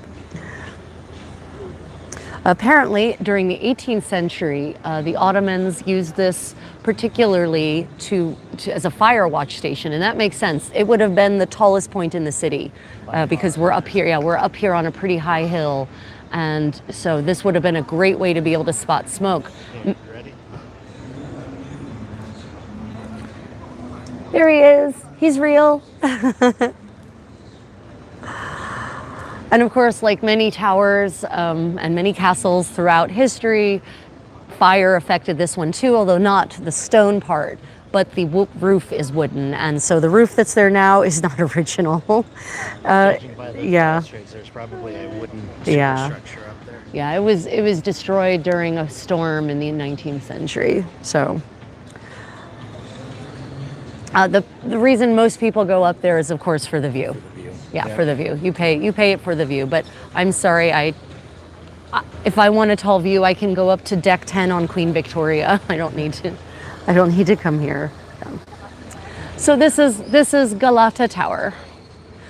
And you know, it's definitely incongruous with the 19th century architecture that is everywhere all around it. But we should honestly just be grateful that they didn't demolish the tower too when they demolished the walls. Okay. Mid-video plug. Don't forget to like and subscribe, everyone. And if you're interested in supporting my travel work, consider membership. We actually, Tanya, I'd like to thank you for becoming a member. Takeda, fantastic as always. Thank you so much for your support. Han, if you're out there, appreciate you greatly. So yeah, there's extra content that I offer to my members and my patrons as well. Videos that don't get published to the general public, no advertising, extra travel tips, and sometimes even live Zoom sessions together. So yeah, otherwise, please just thank you for being part of my community and coming along with me on our adventures. Are there any questions? We haven't looked at it from this angle. Are there any questions about the tower? Yeah. We haven't looked at the actual entrance, the $30 door, the 30 euro door, rather. The 30 euro door. Here we go. And so what I don't know, and I haven't been able to find out, is whether this tower was also plastered. Most castles and towers throughout history were plastered originally or had some sort of cladding because you don't want the elements just chipping away at your mortar and your stone. That, however, tends to disintegrate over time, and if it's not maintained, then you end up with bare stone. But I have to remind people that for the most part, such structures were not originally bare stone, and they were often painted beautifully and brightly. So, you know, it's not... Imagine the mural that may have been on the outside. Yeah, you can imagine this could have been covered in beautiful geometric patterns. If the Genovese did it, maybe something more human-based, more figurative. Which could explain why it's not there. Yeah, we could explain why it's not there anymore. Okay, well, let's just wander around. That was our goal for the morning, so now it's just wandering, right? Oh, to Gulhane Park?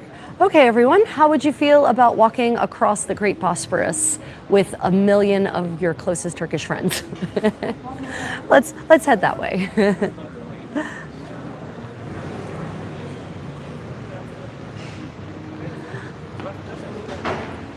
Okay. I should look at the map to make sure we're going in the vaguely right direction. Not that there are any bad directions, it's all beautiful.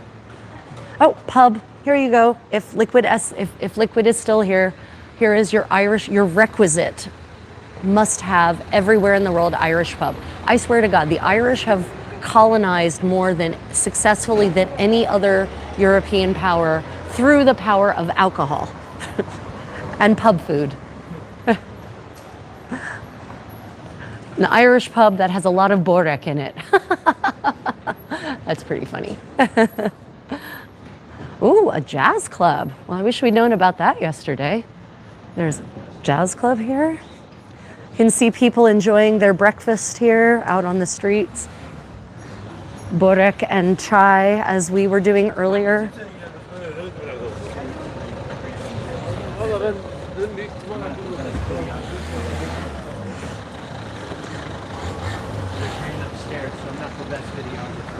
Yeah, unfortunately, it's a bit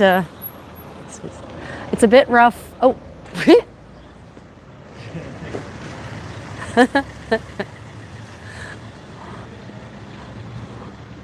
I present to you kitty butt. Oh, sorry, baby. Sorry, oh, he's drinking water. There's water there. Sorry, baby. Oh, come here, baby. It's okay. Yeah. He's like, you have no treats. I don't care about you. I understand.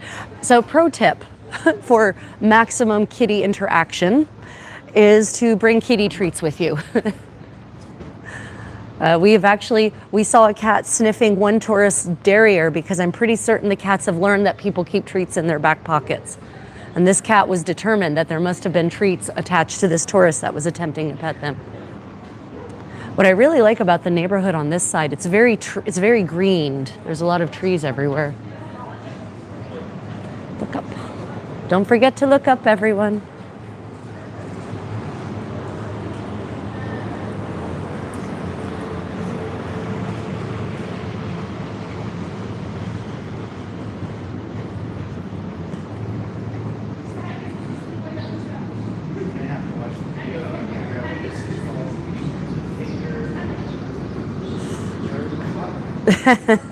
Yeah, I don't dribble. We'll have to we'll have to do a Google image search to find out what it's called. But we'll have to do a Google image search to find out the name of the instrument.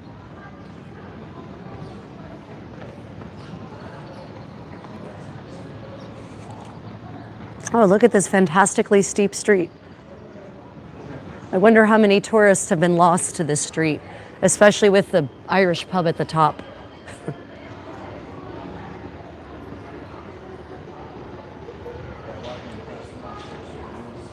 Yeah, we're heading now towards the Bosphorus, everyone.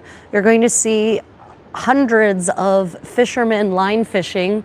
Pretty certain they're catching fish for the local restaurants. I, however, am not so certain that I would want fish caught from that part of the Bosphorus.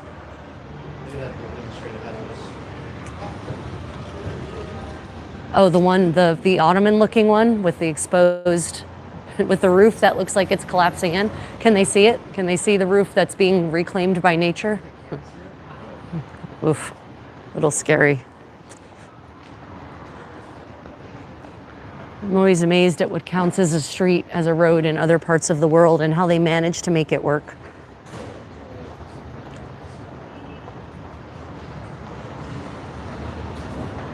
Down the stairs.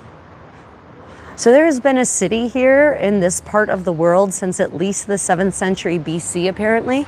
It was founded as Byzantium, which is why they call the Eastern Roman Empire the Byzantine Empire, but it really wasn't. No one called it that at the time. They referred to it as the Eastern Roman. They referred to themselves as Rome, right? Not even Eastern Rome. They just called themselves Romans here in the city, even though they spoke Greek, basically, by the Middle Ages. And even the Ottoman emperors, when they took over, they viewed themselves as the heirs of Rome.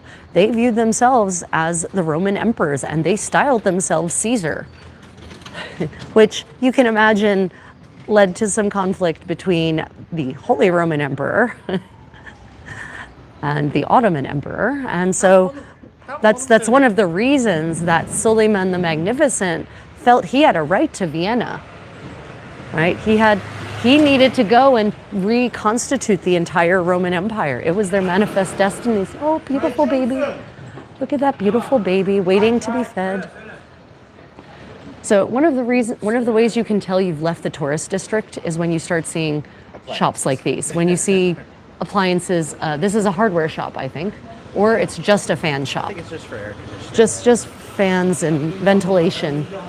So that's a surefire clue that you see. Look, when you know that you have left the tourist district when you get tools, appliances, and home furnishings of a large type like sofas. You're no longer in the tourist area. You're just in the people live here area. And I love how shops will claim the sidewalk. So this is technically the sidewalk, right? This was built for pedestrians, and yet this cafe is like, nope, this is ours now. This is part of our extended storefront. So these, you can definitely see here the ancient Roman style architecture that I was talking about. Look, more not tourist stuff. So this is the style of architecture I was talking about that the ancient Romans used. Pompeii is built entirely like this, and then there's cladding on top of it, or plaster and cladding. Right, and these, I know for a certain, these had to have had it. Ooh, look, it's a yummy Turkish bread cart. Did you show them the yummy Turkish bread cart, the contents of the yummy Turkish bread cart? My viewers tend to like food.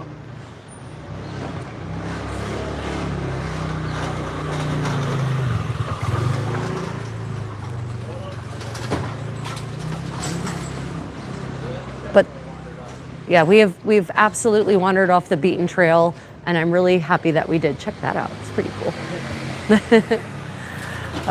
This is my favorite way to travel, everyone, is to literally wander off the beaten trail and see how life is actually like. Melissa, thank you for joining us this morning. Welcome to Istanbul, or afternoon or evening or whatever it is, wherever you are. And then right here on the corner, a gourmet place. It just says gourmet. Oh, the Galactos Market. It's a gourmet market. And over there, you've got this Byzantine era, this, early, possibly medieval building, actually. And they've just populated it with a store. They nailed the whales right onto the medieval walls. Fantastic. Okay, so this is what I meant by Istanbul is full of people pretty much all the time. Except apparently in the areas where they're open late. Those areas don't get full with people until it's, that time of day for people to drink and carouse in the most time-honored fashion possible. A couple. Okay.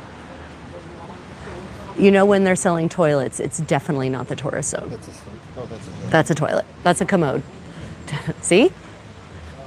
The bathroom shop, also not aimed at tourists. Yep.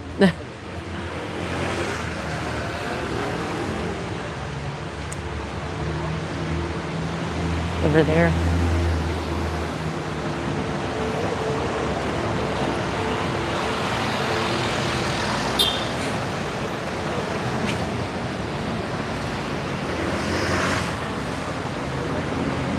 What was there a comment? I said we're heading in the right direction. We are heading in the right direction, yes. We really are. You will soon recognize where we turn out. Yeah. Apparently, tobacco has a very long history here in Istanbul. They took up smoking tobacco in the early 17th century. And we learned yesterday in the harem, which you'll be able to see once that video finishes uploading. We learned yesterday in the harem of Topkapi Palace that there was an entire department. There was an entire department in the palace that was devoted just to smoking. But they didn't smoke cigarettes, those didn't exist yet. They smoked pipes. But these are pipes, and I mean like pipes. Really long pipes, 4 feet long pipes, because apparently even at the time, the Ottomans acknowledged that the tobacco didn't smell very good. So they wanted the smoke to be as far away from them as possible, but they enjoyed the effect of the smoke, of the drug. They enjoyed the nicotine and the other effects. And probably also, one of the things that a lot of smokers enjoy about the process of smoking is the deep breathing that's actually relaxing. So if you want to see how tobacco was smoked in the Ottoman Empire, stay tuned for the live stream, or the tour, not live stream, the recorded tour we did of the harem of Topkapi Palace yesterday. It's an hour, 20 minutes long. It was much more extensive than we thought it was going to be. Shockingly so, but pleasantly so, pleasantly surprised. It was a pleasant surprise because they just had restored so much of the harem. And for those of you who are thinking harem equals sex pad, you would be very mistaken. The harem was literally the private quarters of the imperial family. The imperial family, though, of course, included, as a familia in medieval Italy, included more people than just the blood relatives. The imperial family included people such as concubines, servants, eunuchs, right? So an entire cast of entire hundreds of people could be included in the definition of family. And they all lived in the harem, the private residence within the palace, because all those members served the royal family and they needed to be there to perform their function whenever it was needed by the royal family. Right. So here we are in an underground passageway. The best way to cross any road in any place. If there's an underground passageway, I will take it 100%. And in Korea, we have lots of these, got miles and hundreds of miles of subterranean shopping passages like this. So, you've got your, yeah, we do. This way, right?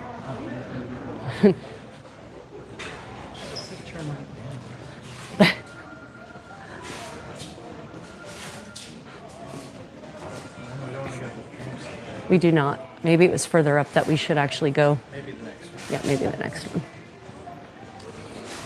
or not. All.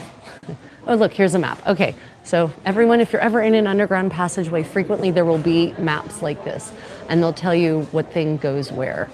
So claims that we want to go to the other side of the street, damn you. Tell I me. think D must be that one. D's behind us for certain. That's D. Says D. I guess let's try it and see what happens. At the worst, we'll just have to go back down the stairs and then back up the stairs. I know. Oh, here's more signs.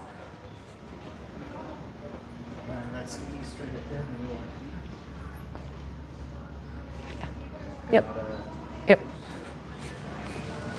Pretty certain this is going to put us in the middle of the road, though. Well, we'll find out.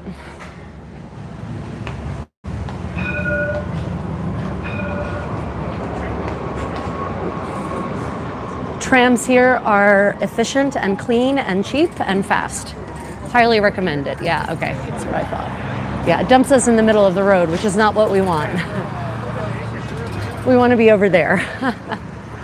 Yeah, okay. Back down? Yep. I was pretty certain the tram station was in the middle of the road, which is definitely not what we want. Yeah, we might just explore every single stairwell until we get out where we want to go. Okay, to the right.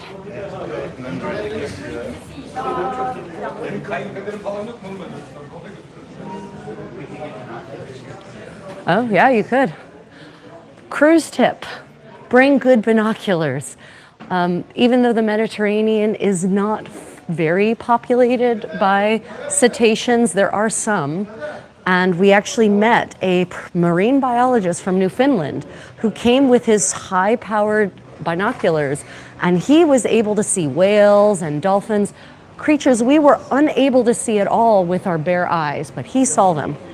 So if you're interested in spotting the beautiful creatures that swim in the seas and you're on a cruise, bring binoculars.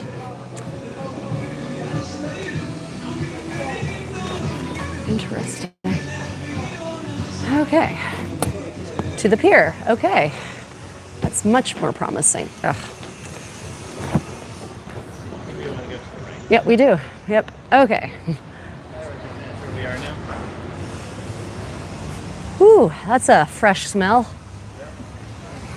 Lucky we can't share that. Yeah.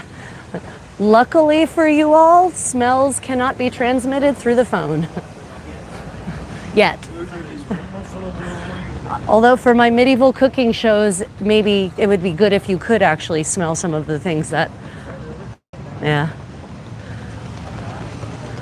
Okay. So we are now about to cross from Asia to Europe, literally.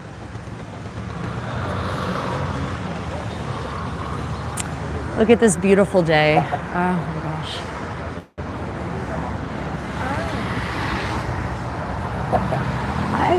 Is that still true?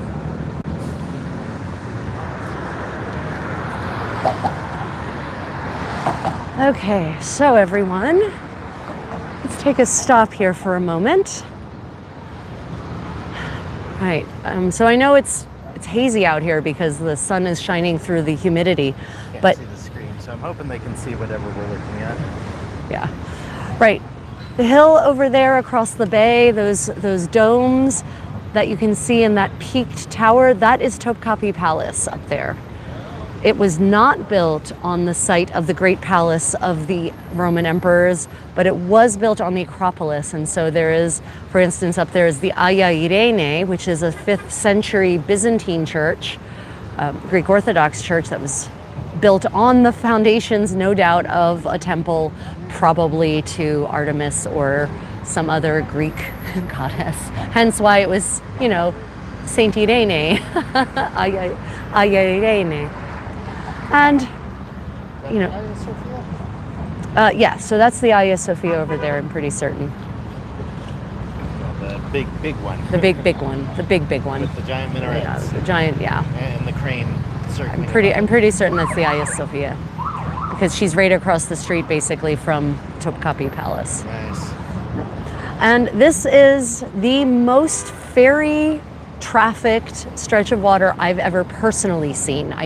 That's not based on any kind of statistics. If you think you've got a contender, If put it in the comments. Yeah, if you think you know a place that has more ferries crossing the waters than here, then let me know. But this place is pretty intense. And then down the way, you can see all of the fishing lines from the pole fishers who are out here catching fish of dubious toxic levels. And over there is a beautiful mosque. Yeah. And then another mosque. Just like in Europe, you've got churches literally peppering the neighborhoods like seasonings. Oh, and the fish do hang out here on this bridge. You'll be surprised to hear. The fish are very opportunistic. But I will tell you that they So these fish, unfortunately, are probably suffering from obesity and diabetes because they bread feed them. It's my fault. Ooh. Oh, wow. That little guy definitely is not happy to be in that jar. Oh my, wow.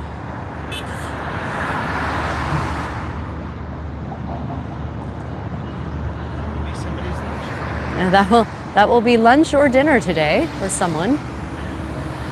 Now, of course, seafood is one of the main local cuisines here. Grilled especially, very, very, very frequently grilled. So if you are an appreciator of fish, then Istanbul will be a very good place for you. They have a fish durum here, which is, it's a fish wrap basically. They make a dough that's rolled out thinly. It is lightly yeast raised. It's covered in sauce, it's baked, and then you take that and you wrap your fish and your lettuce and vegetables in garlic sauce. And yeah, if you like fish, you will love that. It's a particular specialty in this part of the neighborhood, especially behind us, in the neighborhood that's definitely become the crazy trendy party neighborhood. It triggered all kinds of claustrophobia responses from me yesterday on our way back to the ship. Ugh, it was a little rough. Hashtag Contessa World problems. But definitely, this is a good time of day to be crossing this bridge, because yesterday, by 1 p.m., it was bumper to bumper humanity, wasn't it, Hanson? Oh yeah, I couldn't even keep up with her. It was, and then last night on the way back, we actually passed a brawl, a street brawl that had just been stopped or slightly prevented, or had only started but then was cut short between some, two Turkish gentlemen of about 30-ish. Passions were running high. I think your age meter is broken because you're now 50, and so 30-year-olds look like babies. Passions were running high. It probably involved a woman. Yeah. Istanbul is beautiful.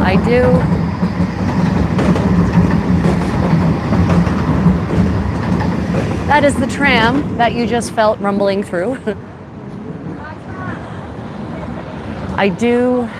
Now that I have adjusted my expectations for Istanbul, I can appreciate its beauty. My first time in Istanbul, I was intensely disappointed. Not because of anything Istanbul did or didn't do, but because I was stupidly expecting that the old city would be the Istanbul of the Ottomans. And by the Ottomans, I mean Suleiman the Magnificent, which is 16th century. And I was mistaken. That was a bad expectation. Istanbul is, for the most part, very 19th century or later, because, like I said, the Ottoman sultans, towards the end of the empire, were seeking to legitimize themselves or make themselves feel part of the greater growing European world powers by adopting European styles. So they redeveloped vast swaths of Istanbul. And of course now it's a completely modern city with roads, with streets and cars going every which way, which definitely does not lend to any sort of Suleiman the Magnificent's Constantinople feel.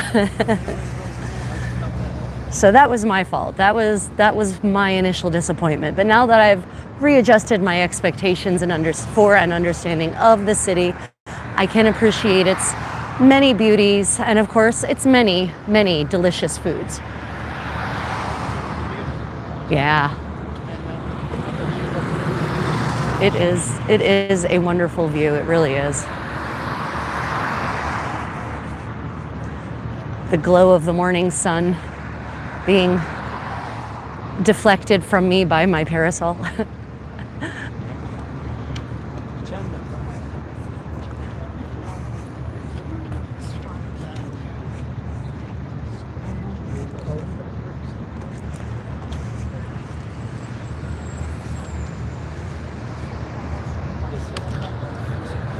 This is not the Hagia Sophia. It is another mosque. Neither is this. Neither is this. Neither is that. But you know what's very interesting about the mosques here in Istanbul? And I haven't actually visited many of these other ones, so I don't know this is for certain why they are this way. They all look like the Hagia Sophia because I'm pretty certain many of them were retooled Christian churches. And the churches in Constantinople were built in the style of the Hagia Sophia. So that what some of us might call Romanesque style. Therefore, the mosques now also look like that.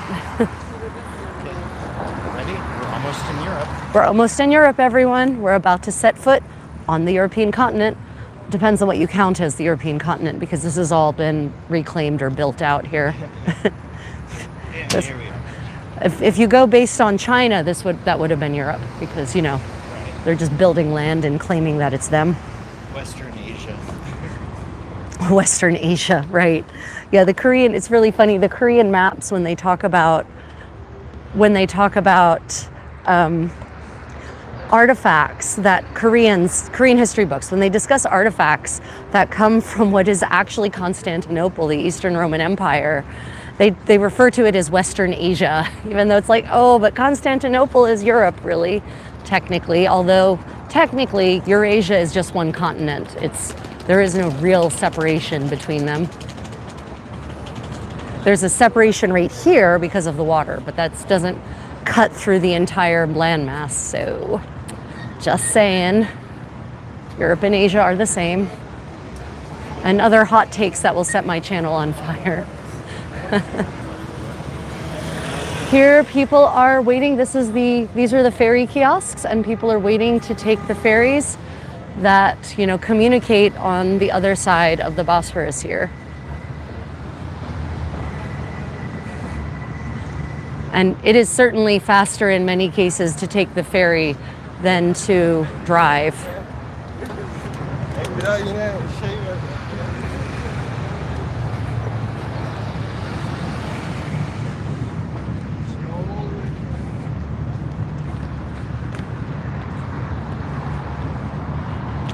Here comes a ferry.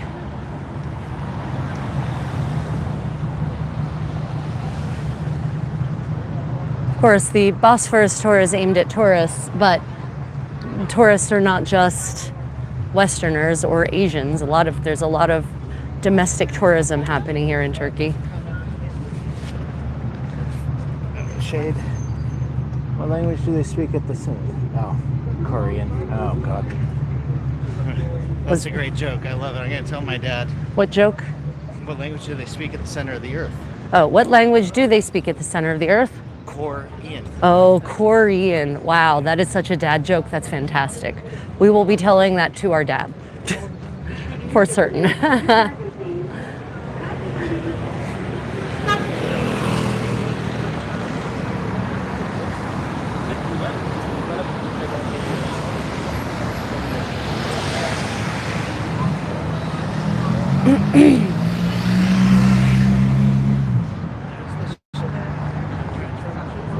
Yeah.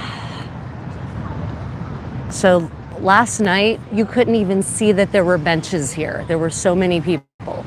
It was shoulder to shoulder humanity.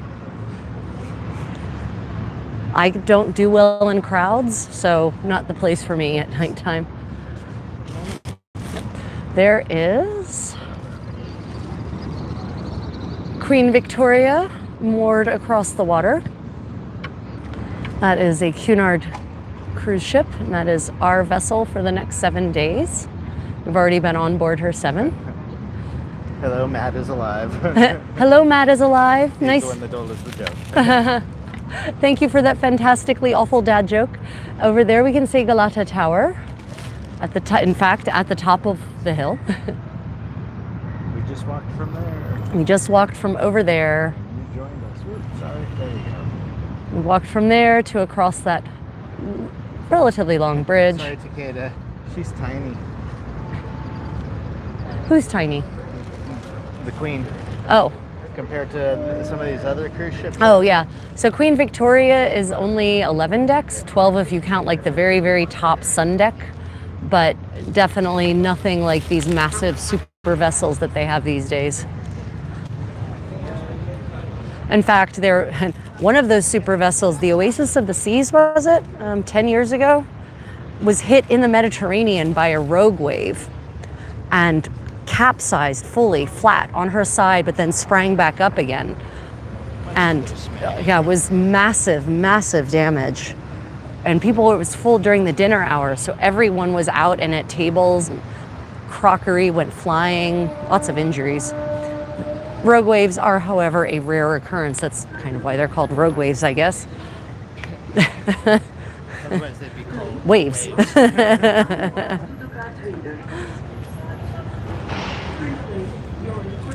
Another pure ferry line.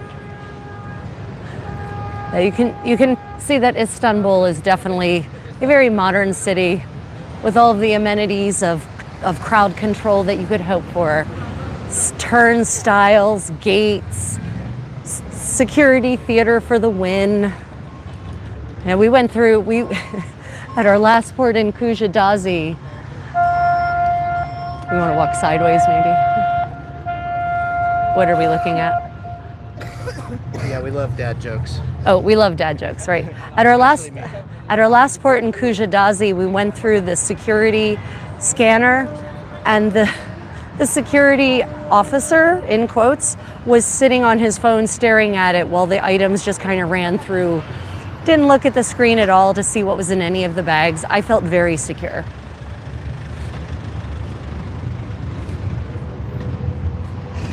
So we could actually, for a more interesting view, we could actually cross and, dodge through the neighborhoods. Yeah. Okay, everyone, we're about to get crazy.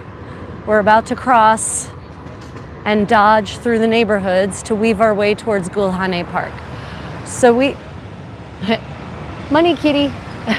Oh, look, there's a little kitty house. Oh, so sweet. And litter box too.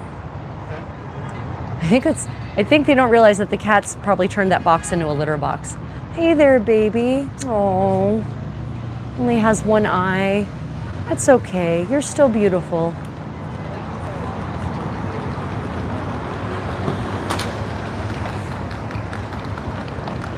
So we are headed to Gulhane Park, which used to be part of the garden complex of Topkapi Palace, but was turned into a public park.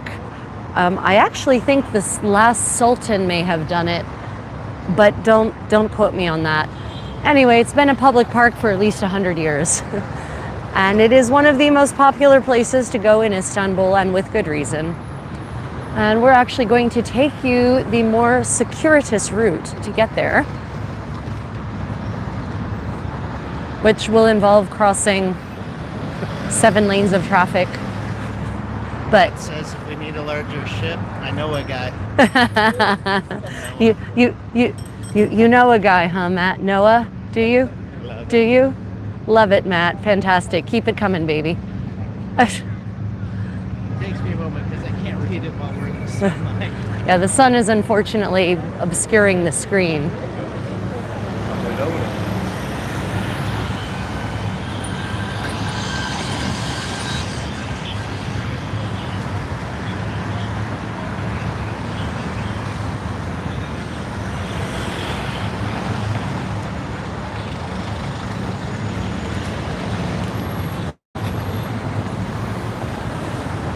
Okay, so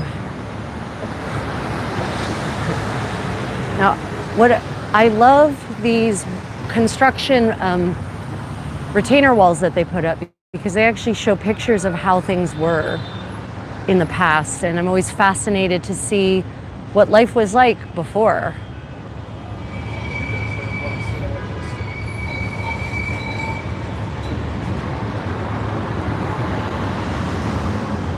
This is where the Orient Express came, by the way.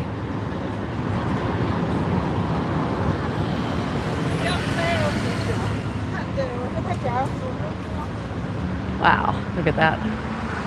That's after World, that is for certain after World War I.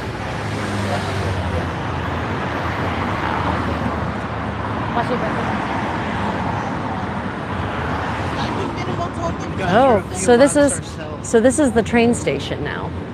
And I guess they're probably renovating the train station is possibly what's happening. Look at that. God, how beautiful it was. Yep.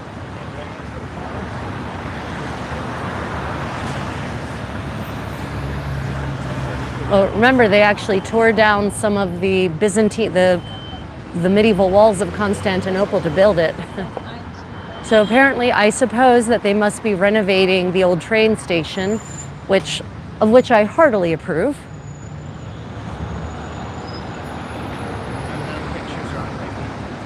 Train stations used to be such beautiful paeans to architecture. You know, in the United States, in Europe, here in Turkey, even in places like Korea, where stations were built at the end of the 19th century or the early 20th century, they were built to be actual odes to masonry and aesthetic design. And now most train stations that are built look like no one cared how they looked.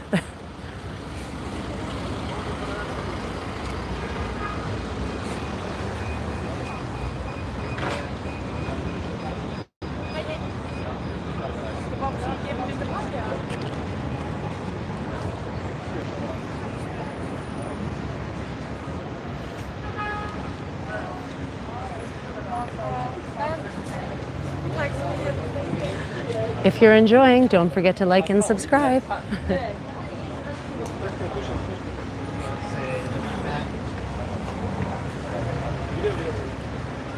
Matt, I avoid the self-checkout for the same reason. Yeah, self-checkouts are evil. What? Why are you laughing?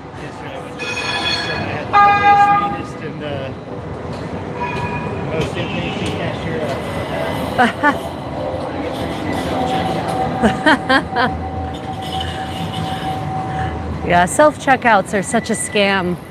It's businesses trying to get customers to do work for free.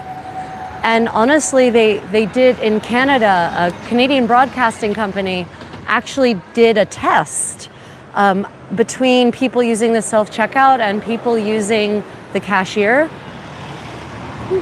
Down the lane.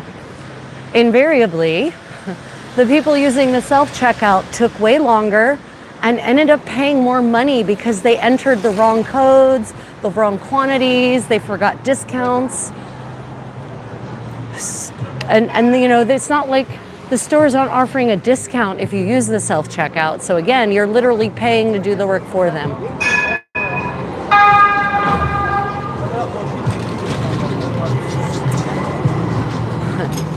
Hello everyone. Welcome to the narrow winding streets of Istanbul. Let's go left.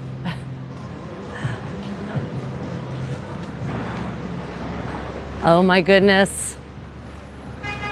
Domino's. We came all this way for some of the worst pizza on the planet. Domino's.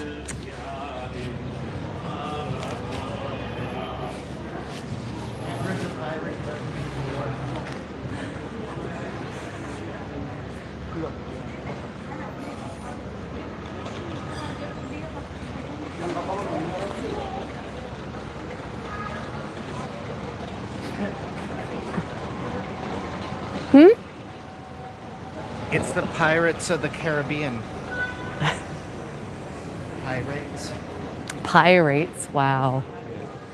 Because an apple pie in the debate. Look right, look right. He's sweeping right and left, not just straight ahead.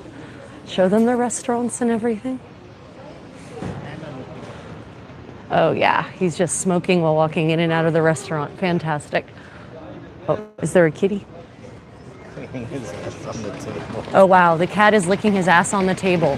Yes, 100% awesome. I approve of this message.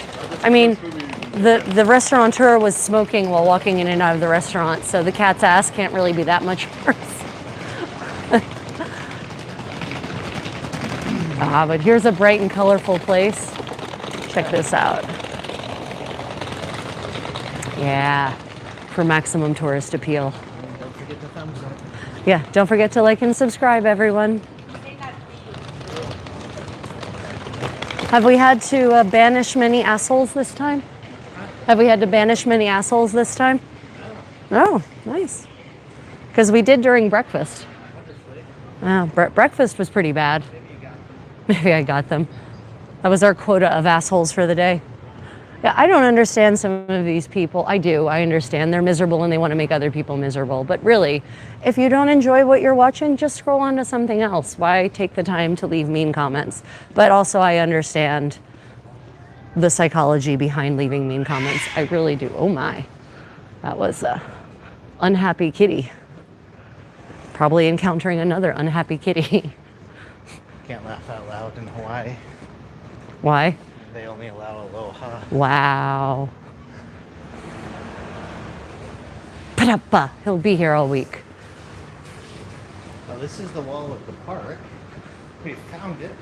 Yeah, we just need to turn right and walk around it a bit.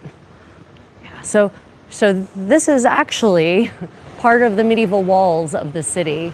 And as always, as happens everywhere in the world that we've ever been, where there are city walls and they're no longer used as city walls, people build right onto them and use them literally as the back wall of their home. And you can see that particularly in the White House, the white one right there. You can really see how they're really, really using the wall as the back wall. I like how they built this high enough to look into the garden. Right, and if they built that space so they could, it's a cafe, you know. Smart. Yeah.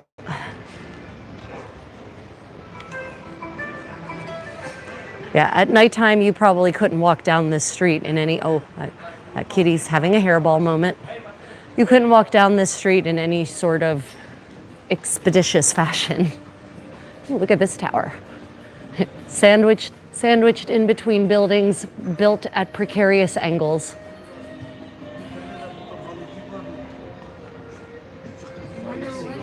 Good morning.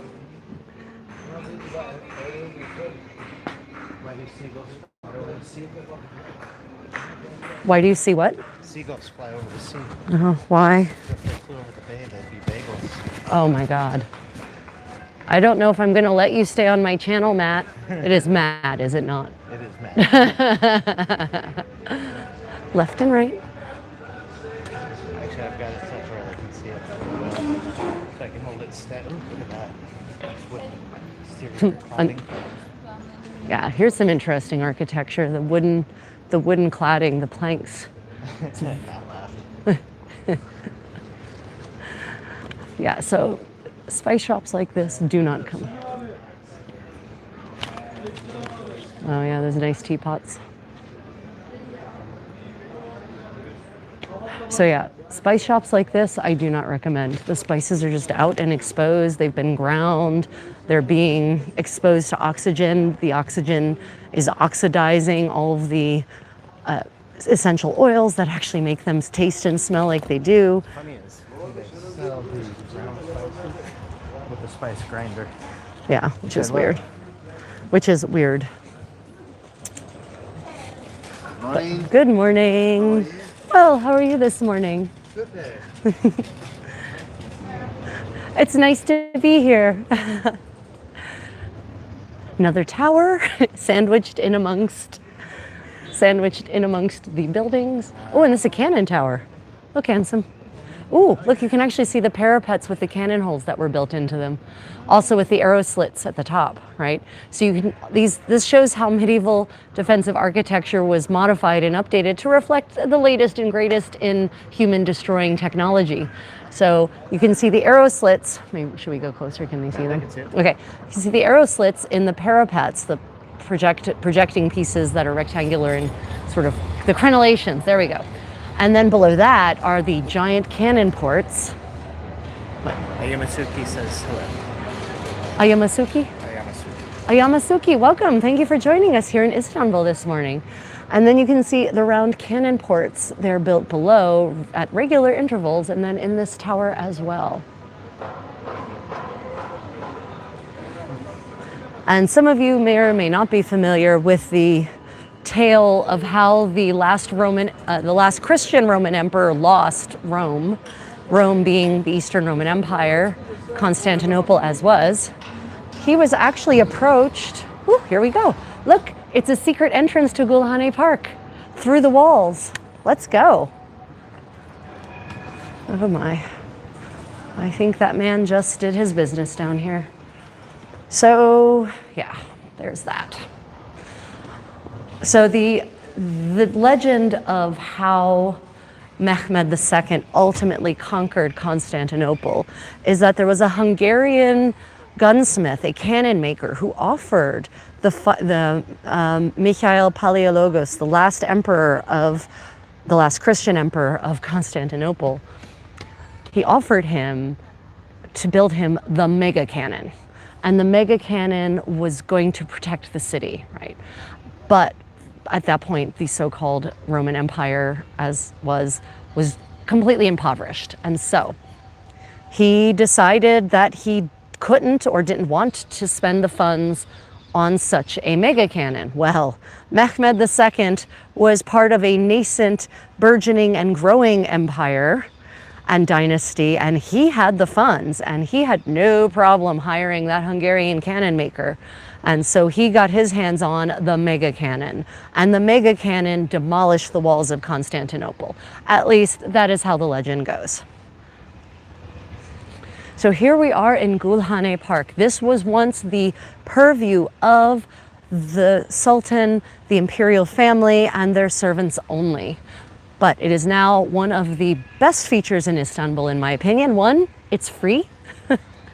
Entry is free. Two, it is a beautiful park with all sorts of paths, with beautiful landscaping. And we're just going to take a walk through the park and enjoy the beauty of the morning. And yes, this is a hot spot for kitty adulation, 100%. I will say, in my opinion, the best time in this park is at nighttime at about 9 p.m. because all the families have gone home and there are many fewer people, and it's illuminated in such a way as to make it absolutely beautiful and magical. For instance, this water feature is no longer filled with water, but it has been in the past and maybe will be again. And straight ahead of us right now, those are the walls, the current walls of Topkapi Palace. So we're just going to start at this end. Maybe we'll go up that way through the winding streets. Just make sure you're sweeping left and right and not just viewing on me. No? No? So in the park, we have a lot of sacred geometry, which is the sort of geometry that is part of Muslim art and architecture, because in many cases figurative art, specifically depicting people, is forbidden, depending on your interpretation of Muslim law. And so instead, they focused on creating these amazing, complex, sophisticated geometric pattern combinations. And so here you can see that, for example, in these beds, you've got the beautiful purple mint, question mark? Looks like mint, doesn't it? Yes, I am the kind of person who will stick a plant in my mouth to taste it. No, it's not mint. Hey, Matt, only when you finish singing about the tortilla can you call it a wrap. Oh my God, you two You two should never have met. Okay, so just, you know, the beautiful, the patterns and then the beds of flowers that give it color.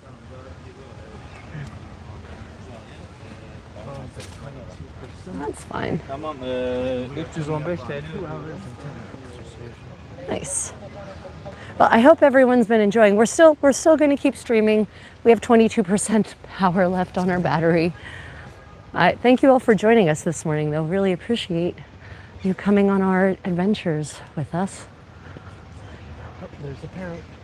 Oh, and they have green parrots in this park. Lots of them. Ring-necked. Where'd it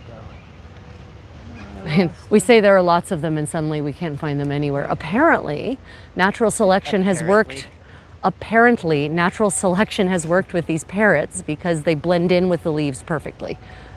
and they're practically leaf shaped from below and above. So, you know, there it is. We watch them fly, land, and then we can't find them. Darwin's principles at work. You can hear them though. Yeah, you can hear them. They're super chatty. He's in front of the camera. Nope, he's gone. Probably flying too fast for the camera to actually pick him up really well. Yeah, probably. Maybe you saw him. Oh, Gulhane Park also has free Wi-Fi for those who are interested. So you don't have to have your own Wi-Fi, your own internet connection to access the internet here in this beautiful space, because obviously you would want to come here and be on your phone. She says as she's live streaming while walking through the park on her phone. Technically, I'm on the phone. That's true, actually. You're only on the phone because you're appearing on the phone. That's true. She's on the phone. Now I'm on the phone. So this is Topkapi Palace, actually. Oh, sorry. This is Topkapi. This is Topkapi Palace here to our right. And as you can see, wow, they are very, very loud, those parrots. As you can see, they are in the process of major renovations. And I suppose part of me, now that I know that they're doing such renovations and such improvements, I am much less dubious and even resentful about the €55 a person entry fee. It's actually a little bit less right now, the exchange rate. Oh, okay. So it's about $50 or euros. $57 a person to enter. Because they are, as you can see, they're actually working up there in the process of. Oh, they are? Oh, right. Well, up there in that palace building right there, they are actually actively working on renovations, or they're talking about them at any rate. I don't know. Maybe they're not doing any work, but they're talking about doing work. So that's progress anyway. But what I really love is how they've covered the scaffolding in cloth They've covered the scaffolding in cloth that looks like the building itself. And I think that's, they're doing that all over Europe as well. I think that's really fantastic because it at least preserves some of the aesthetic while, doing the thing it's supposed to do, which is hide the reno work.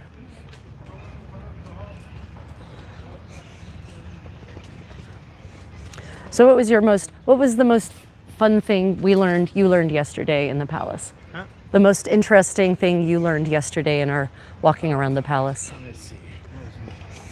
I've got to harken my brain back to yesterday. Let me think. Well, for me, while you think about the most interesting thing I learned, and I mentioned this earlier, but it's still really fascinating to me, was that there was a whole tobacco smoking department as of the 17th century in the imperial Ottoman household. And it was super complex with multiple levels of employees, people to manage and maintain the tobacco leaf itself, people to handle the smoking pipes, to keep the smoking room. And they had a smoking room.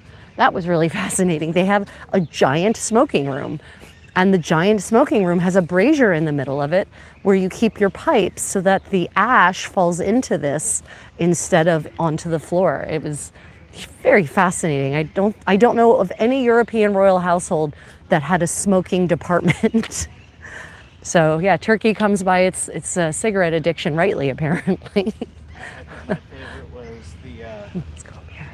Matt Tyler's going to sleep because it's 1:30 a.m.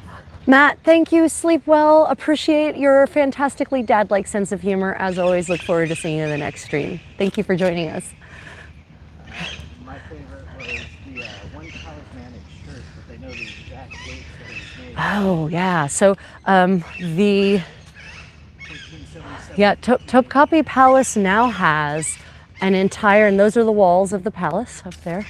Topkapi Palace now has an entire museum devoted to imperial clothing, starting in the 15th century and going all the way to the 19th. The 19th century clothing was all European style and blah, whatever, but they had a section on talismanic caftans that were shirts. I mean, yeah, but they're open in the front. No, What? they were Oh, like okay, talismanic shirts, talismanic tunics that are made of cotton, and they're covered in these intricate talismanic designs designed to protect the wearer. And they were specifically intended for the sons of the Sultan as a way to try to encourage the survival of the Sultan's son into adulthood. And the earliest one they had actually dates to 1477. And what fascinates me particularly about this idea is we have in medieval Europe, even though, you know, it's Christian, technically, there is also a tradition of talismanic protection spells in the Christian tradition as well. So here's a Muslim imperial family, active practicing Muslims, and they are also engaging in these talismanic protective magic that probably predates Islam, just the way the talismanic protective magic probably predates Christianity, but it operates alongside of it and as part of it rather than against it. So it was interesting. It was really interesting to see that connection between, you know, the Muslim world and the Christian world of the 15th century. And let me tell you, I'll be posting some pictures. I took pictures of the 15th century talismanic shirt. It was intricate. Oh my goodness. It took them 3 years to make one, right? 1477. Yeah. It took 3 years to make one shirt. 3 years. It was recorded because they believe, they assume, that the date it was started and the date it was intentionally completed on were lucky days. Oh, interesting. So, yeah, right, that's true. According to the information, it was started and completed with intentionality. It was started on an auspicious day and it was intentionally completed on an auspicious day. Fascinating stuff. Nevis, if you're out there listening, you'll be very fascinated to learn about that. Look at that little... Ooh, there is. There's a parrot in the wall. Oh, and look at that Oriole. Oh, wow, we have to try to find an angle to capture that. We already did. The Oriole? Yeah. The piece of architecture? Yeah. Oh, okay. Wow, look at him. He is just... That's why I pointed up there. I thought you would. No, I didn't. I was talking about the talismanic shirt. Oh, wow, look at this. No, of course I'm interested in that amazing piece of architecture. Oh, she's so beautiful. Okay. This is another good angle. On the tops of the walls. There's a garden up there. Oh, I want to go the other way. There we go. Yeah. Sorry, people. You can hear the parrots squawking all around us. And if you're enjoying, don't forget to like and subscribe, everyone. I know, I hate that I have to say it that often, but we do. We do. Parrots in the walls. The parrots of Topkapi. Oh, and they're going into the wall. I think they've got a nest in there. I'm pretty certain they've got a nest in there, which is not great for the walls, by the way. So all of those holes that you see, they were not built as parrot nests. Those used to support wooden superstructures of some kind. That little smug little green bastard. Right, so all of these holes, when you see holes in walls like this, historically, they were usually put there to support wooden superstructures of various kinds. I think those are the females. In some cases, oh, the dull ones? Yeah. Oh yeah, maybe we're finally seeing that. I didn't know if they were dimorphic or not, but maybe they are. I don't know either. Of course, for all I know, those could be pigeons. So yeah, wind superstructures like this could include, for example, crane systems designed to haul supplies and materials up the wall instead of having to haul it all the way around. Although there's a secret entrance. Look at that walled up secret back gate. So like I said, the palace used to communicate directly with this garden because this garden was part of the palace. And there is one of the old entrances that they have walled up to prevent tourists from just accessing the palace, obviously.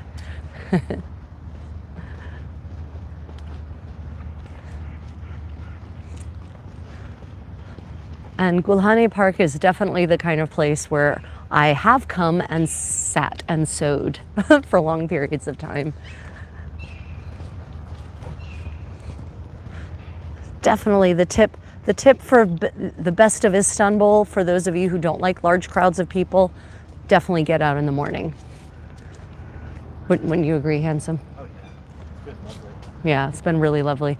I'm not a misanthrope. It's that I do not do well in crowds at all. I'm claustrophobic and crowds trigger that really badly. You know, when I see random niches like this in the wall, they were obviously built on purpose. Why? What function did these originally serve? And unfortunately, there's no sign here to indicate that, and it's possible that that information has been lost to time. Although the records of the imperial family, of the Ottoman dynasty, are pretty extensive, shockingly extensive.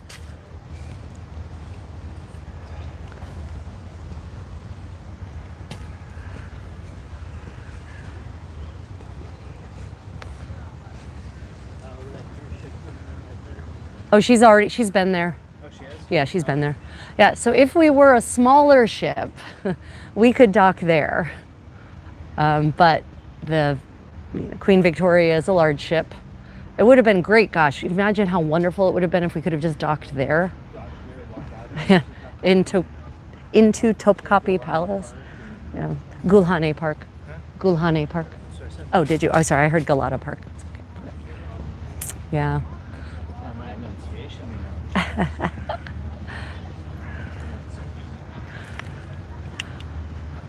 know. Ooh, look at this this hill with the beautiful geometric boxwood on it.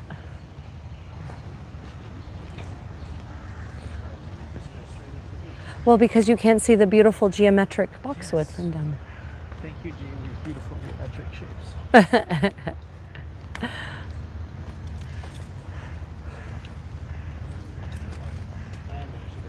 Now we go up the hill. Up this very evenly paved, smooth path.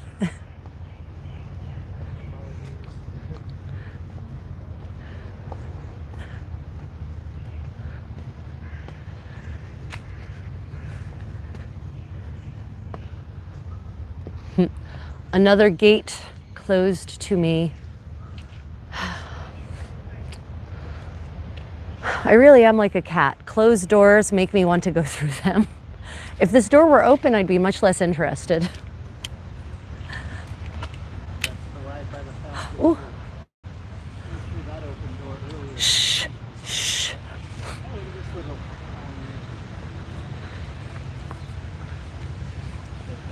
Oh yeah.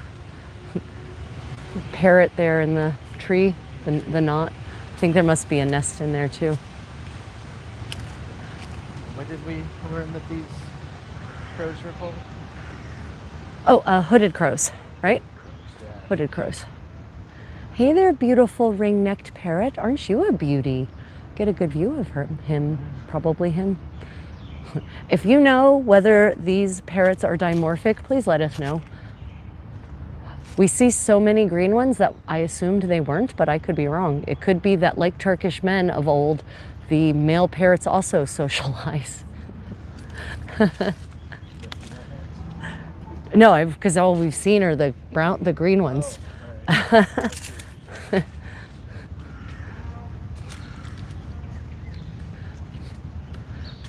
Oh, you can see some of the, I think that's the sofa pavilion, right? That one? Yeah, Yeah, I think that's the sofa pavilion up there. that's where that pond was. That we Yeah, you can see it peeking over the way. That's where we went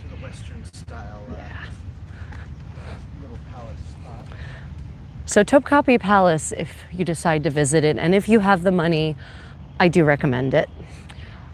But like any other palace in Europe, or pretty much anywhere I've been in the world, it was occupied for over 400 years, and that therefore means that it was updated along the way.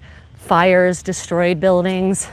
The Sultan had different tastes, probably the Sultana had different tastes, probably his mother had different tastes, and therefore that led to updates over time, which means that it doesn't represent one architectural style, it represents an amalgam of architectural styles, some of which are juxtaposed directly next to each other.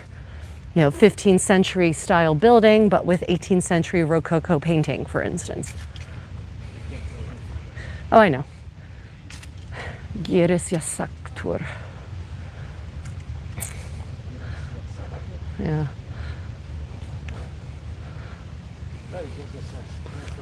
It does. It does.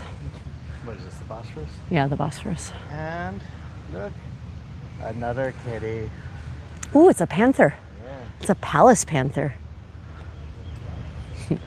And there is a column that looks to be of antique origin in the middle of the park. Not surprising.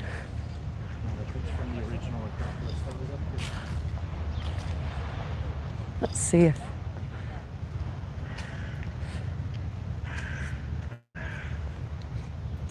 there's an obelisk with a sign on it, so maybe we can learn something about it.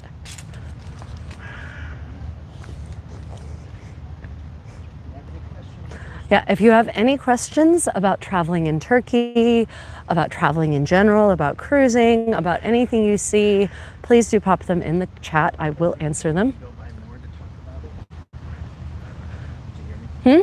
About more, so we can go Yeah, if you have any questions about Turkish cuisine, feel free to ask them and we'll go and eat something for you. Okay, so if you want to go point your camera at it. Yeah. This column here is referred to as the column of the Goths, which is that's an impactful name.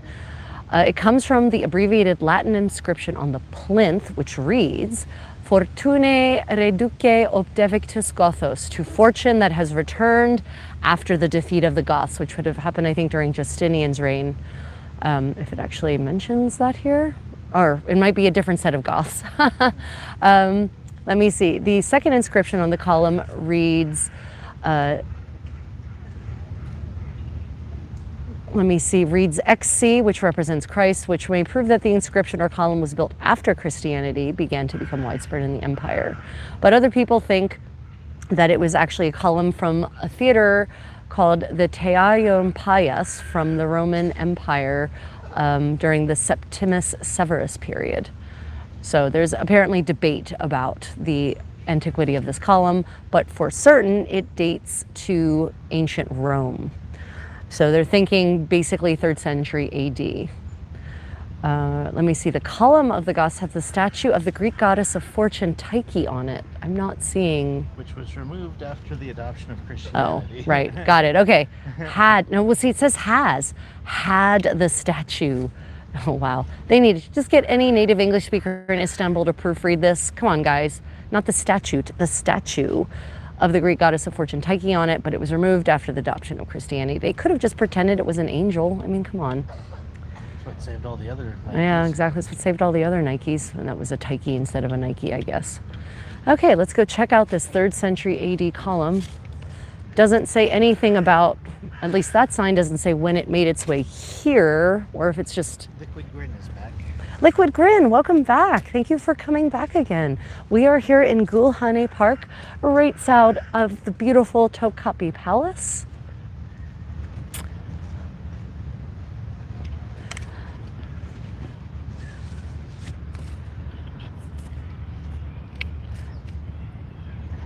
Yeah, so according to this, this column of the Goths is the oldest monument surviving from the ancient Roman era.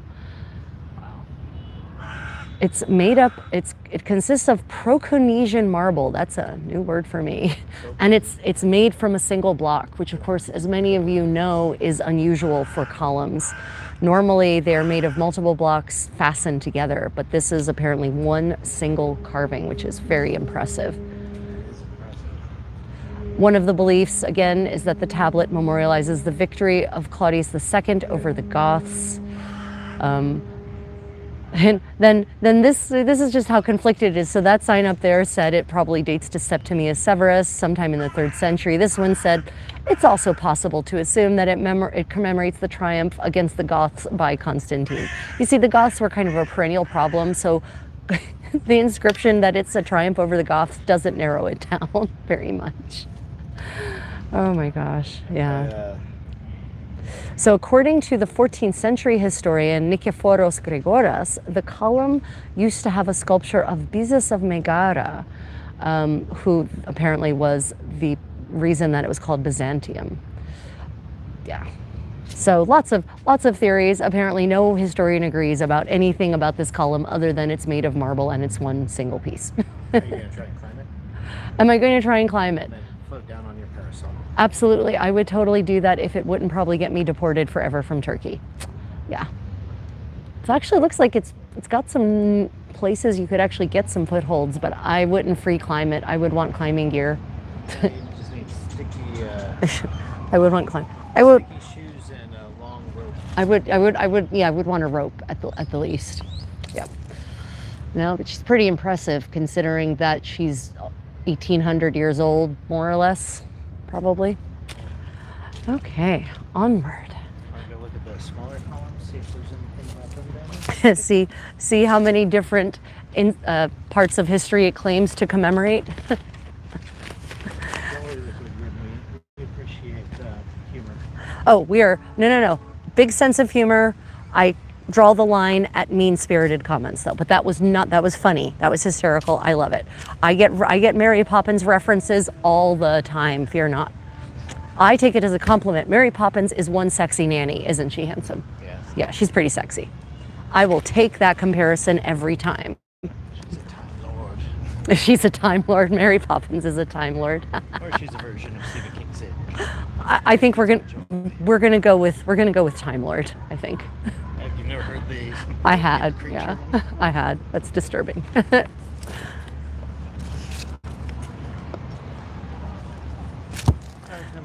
And we definitely plan on hitting a cafe for some, well, for me, for some Turkish coffee.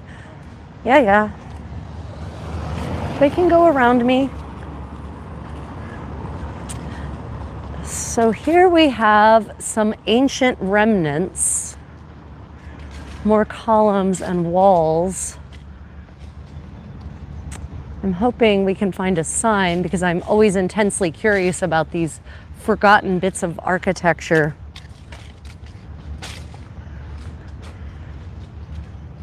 Of course, oh God, yeah, you can get a bucket full of sugar here in Turkey. So the way that all of these pieces have just kind of collapsed in on each other is the visual representation of the collapse of the Roman Empire, even though it didn't really collapse like this at all. But, you know, it fits in with that myth. In any case, it's romantic. God knows every 19th century poet would have sat here and composed their best, most depressing works. Ode to a column, ode to a plinth, ode to a capital.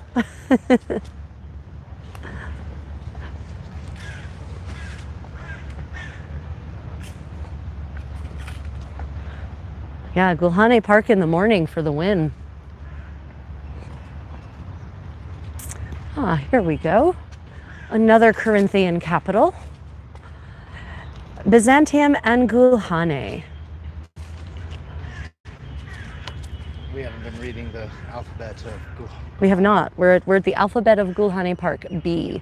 Byzantine and Gülhane.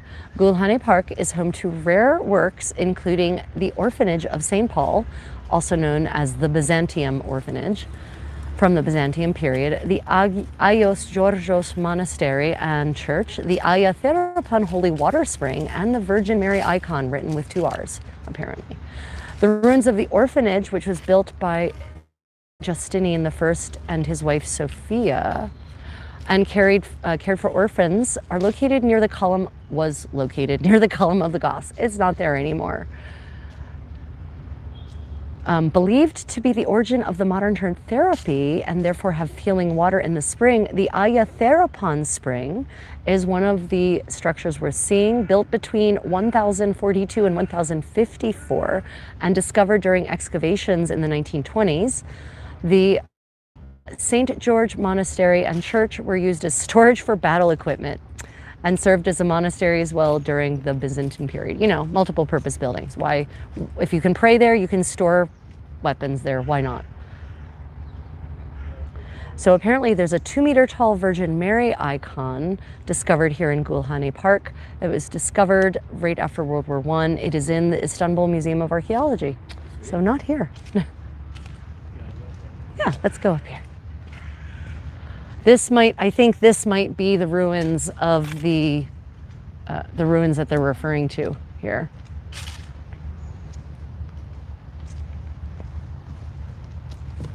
Ooh.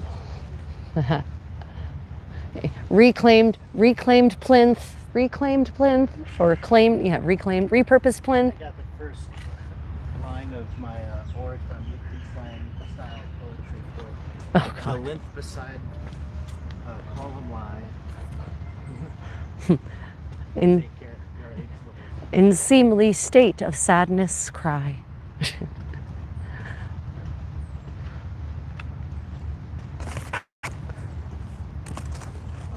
them doth the ages. Oh no, I missed the silver. Going up there.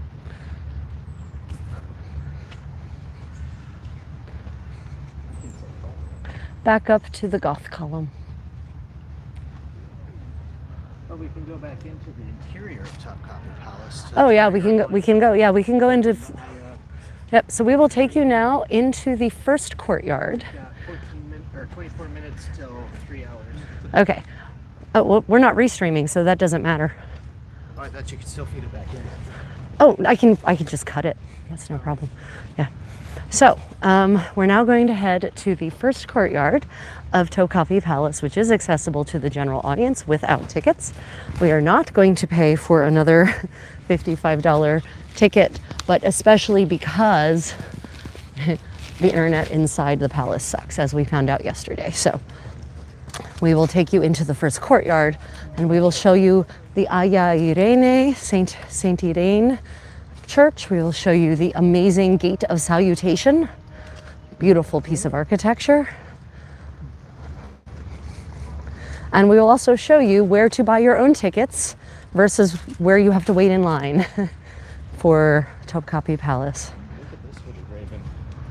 The feathers are quite well printed. Hooded crow. It's really funny how they look dirty, but they're not. They are not dirty. That is just the... They do. They look like they're dirty birds, but they're not. In fact, we saw them bathing copiously in the fountains in Topkapi Palace, but the gray of their feathers is this... Yeah, it's literally like as the white feathers were perennially dirty. Afternoon, morning.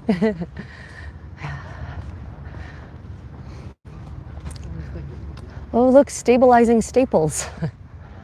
You know, they're so good for the... Yeah, unfortunately, a lot of this, ancient and medieval architecture was not built necessarily with the idea that it would last 1,000 or more years in a place of seismic activity. And also, engineering has not necessarily always been the best, shall we say, at calculating slope and height and load. So over the centuries, various measures have been taken to stabilize these amazing structures. And some of them have done way more damage than if they had done nothing at all. Often in the case of the iron staples and iron bands that they put on columns and in walls, the iron rusts and it causes so much more damage. Do you want to go down to the bottom? Yeah, let's go down at the bottom and then we can get a sweep up of any of the geometric beds. So in many cases, these metal staples are more destructive than helpful. I'm sorry, what did you say, Hanson? I was just reading the Quaker's comment, but they did it right.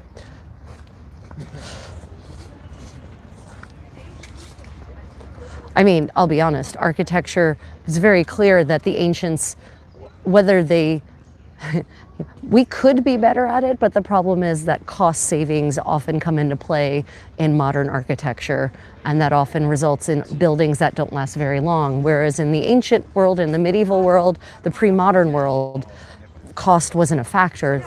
All they cared about was building wonderful buildings that would glorify their city, their state, the ruler, etc. Oh, is there kitty adulation happening up ahead?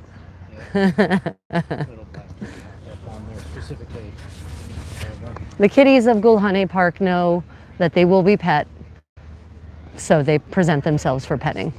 See, look at this beautiful panther of Topkapi. Yeah, it is. Look how shiny he is. Who's a shiny baby? Little baby. Beautiful baby.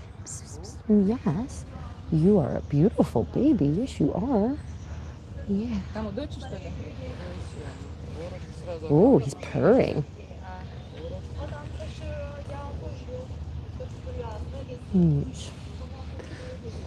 Purring very loudly now. I don't know if you could all hear the purr. There's quite a lot of felicity coming from that kitty. Very silky. That was a silky kitty. Is named Chip. Oh, how cute. Oh, we have a girl tabby named Nabi, which means butterfly in Korean. All our cats are Korean. All of them are Korean. Then we have Tommy, which means glutton, and Chimi, which means grumpy. And it's all part of their origin story. And then we have Hwagu, he's a ginger. So we are a large cat family. It's a lot of work for 2 people to serve 4 cats.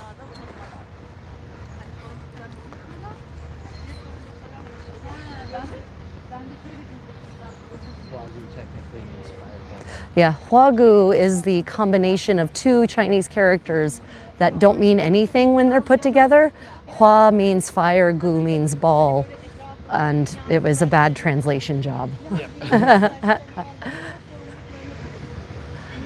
My Korean friends, when I tell them, they're like, what does that mean? Oh, yeah, I guess so. I guess if you think about it like this. 2 separate really characters. Weird, Yeah, 2 completely separate words, not having nothing to do with each other.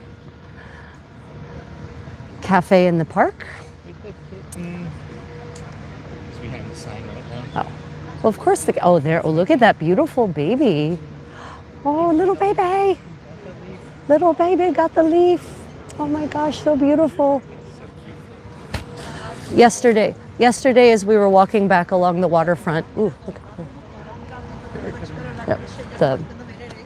as we were walking along the waterfront, there was a white kitty, a young white kitty, a tween who was completely high on some drug, just losing her little mind, playing and Halloween catting and frolicking everywhere.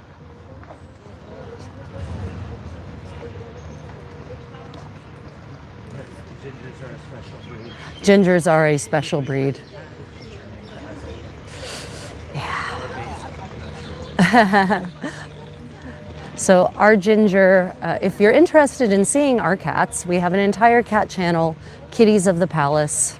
I think you'll all get the reference at this point. And yeah, you can see our babies there, playing and sleeping and cuddling and doing strange things. In Hwagu's case, he has a purr that is seismic, and that will set off seismographs worldwide whenever he's purring.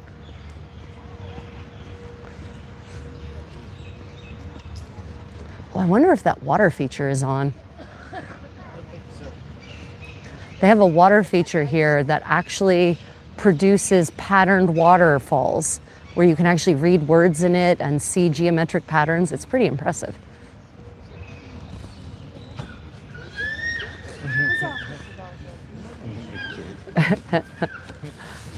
Couldn't figure out how that stroller was moving. What the heck is going on? It's escaping.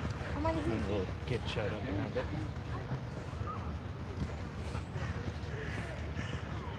it. Got into that wild catnip.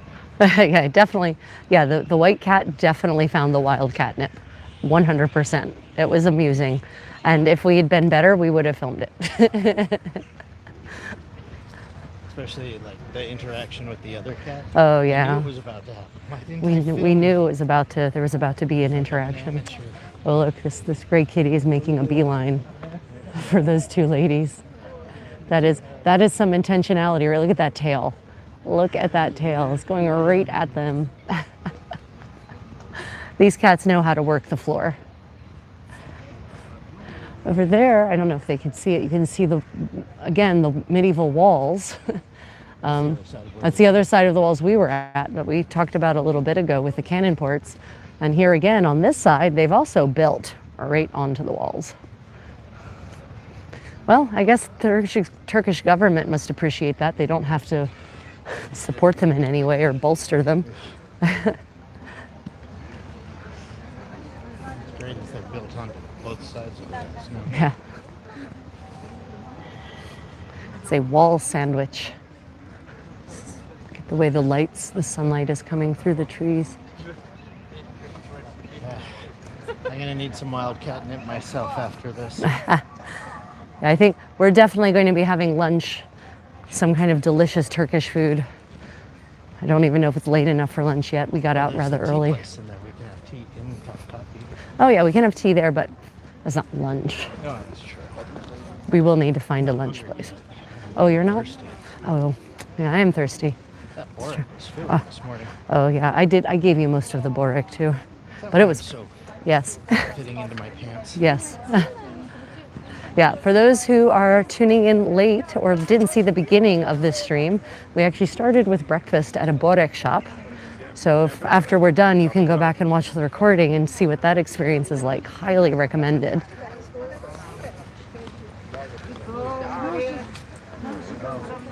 When we go in, they're going to have to experience the X-ray machine. So let us know if something weird happens in the video. Yeah, yeah, that's true. I forgot. They have security points everywhere here. I suppose they're concerned about terrorists doing damage to these amazing historic bits of architecture, and they are right to fear it, considering what ISIS did to all of those, to Palmyra, what the Taliban did in Afghanistan to all of those Buddhist sculptures. Extremists for the loss. Every time. The beautiful geometry. The car coming. Car, game off. For a park, this has a lot of traffic in it. She married me. I think she'll keep me around. What was the comment? Keep that man around and plan to be out with her. Yeah, that's my husband. I'm keeping him around. We're legally bound or something like that. She can't get rid of me. Oh, little baby. Oh my goodness. Look at this little baby. No, I'm just want to Mama's right there. get the baby. It's okay, babies. It's okay. So cute.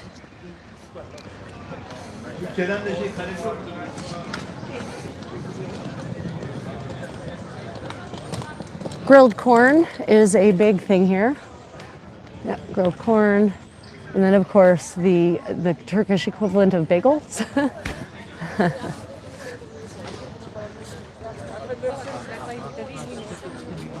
Yeah, so you can buy hop on, hop off bus tickets here, which is, honestly, if it's a good way to see a lot of different sites at a relatively inexpensive price. Of course, you still have to pay for entry into those sites, but you can look at them from the outside. Hello, babies. Hello, babies. Are we a petting type? Oh, yes. Oh, yes. We are a petting type. We are a petting type.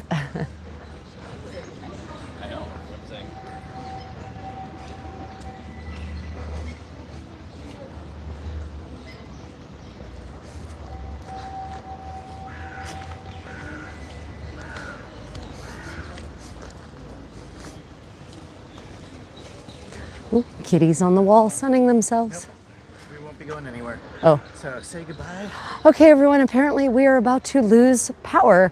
Thank you all for joining me today on our adventures to Istanbul. We will be live streaming more later. Like and subscribe. Thank you all for your support, those of my channel members and the rest of you who just comment, like, and are part of our travel adventures. Until later, everyone, may your travels be unexpected. Bye.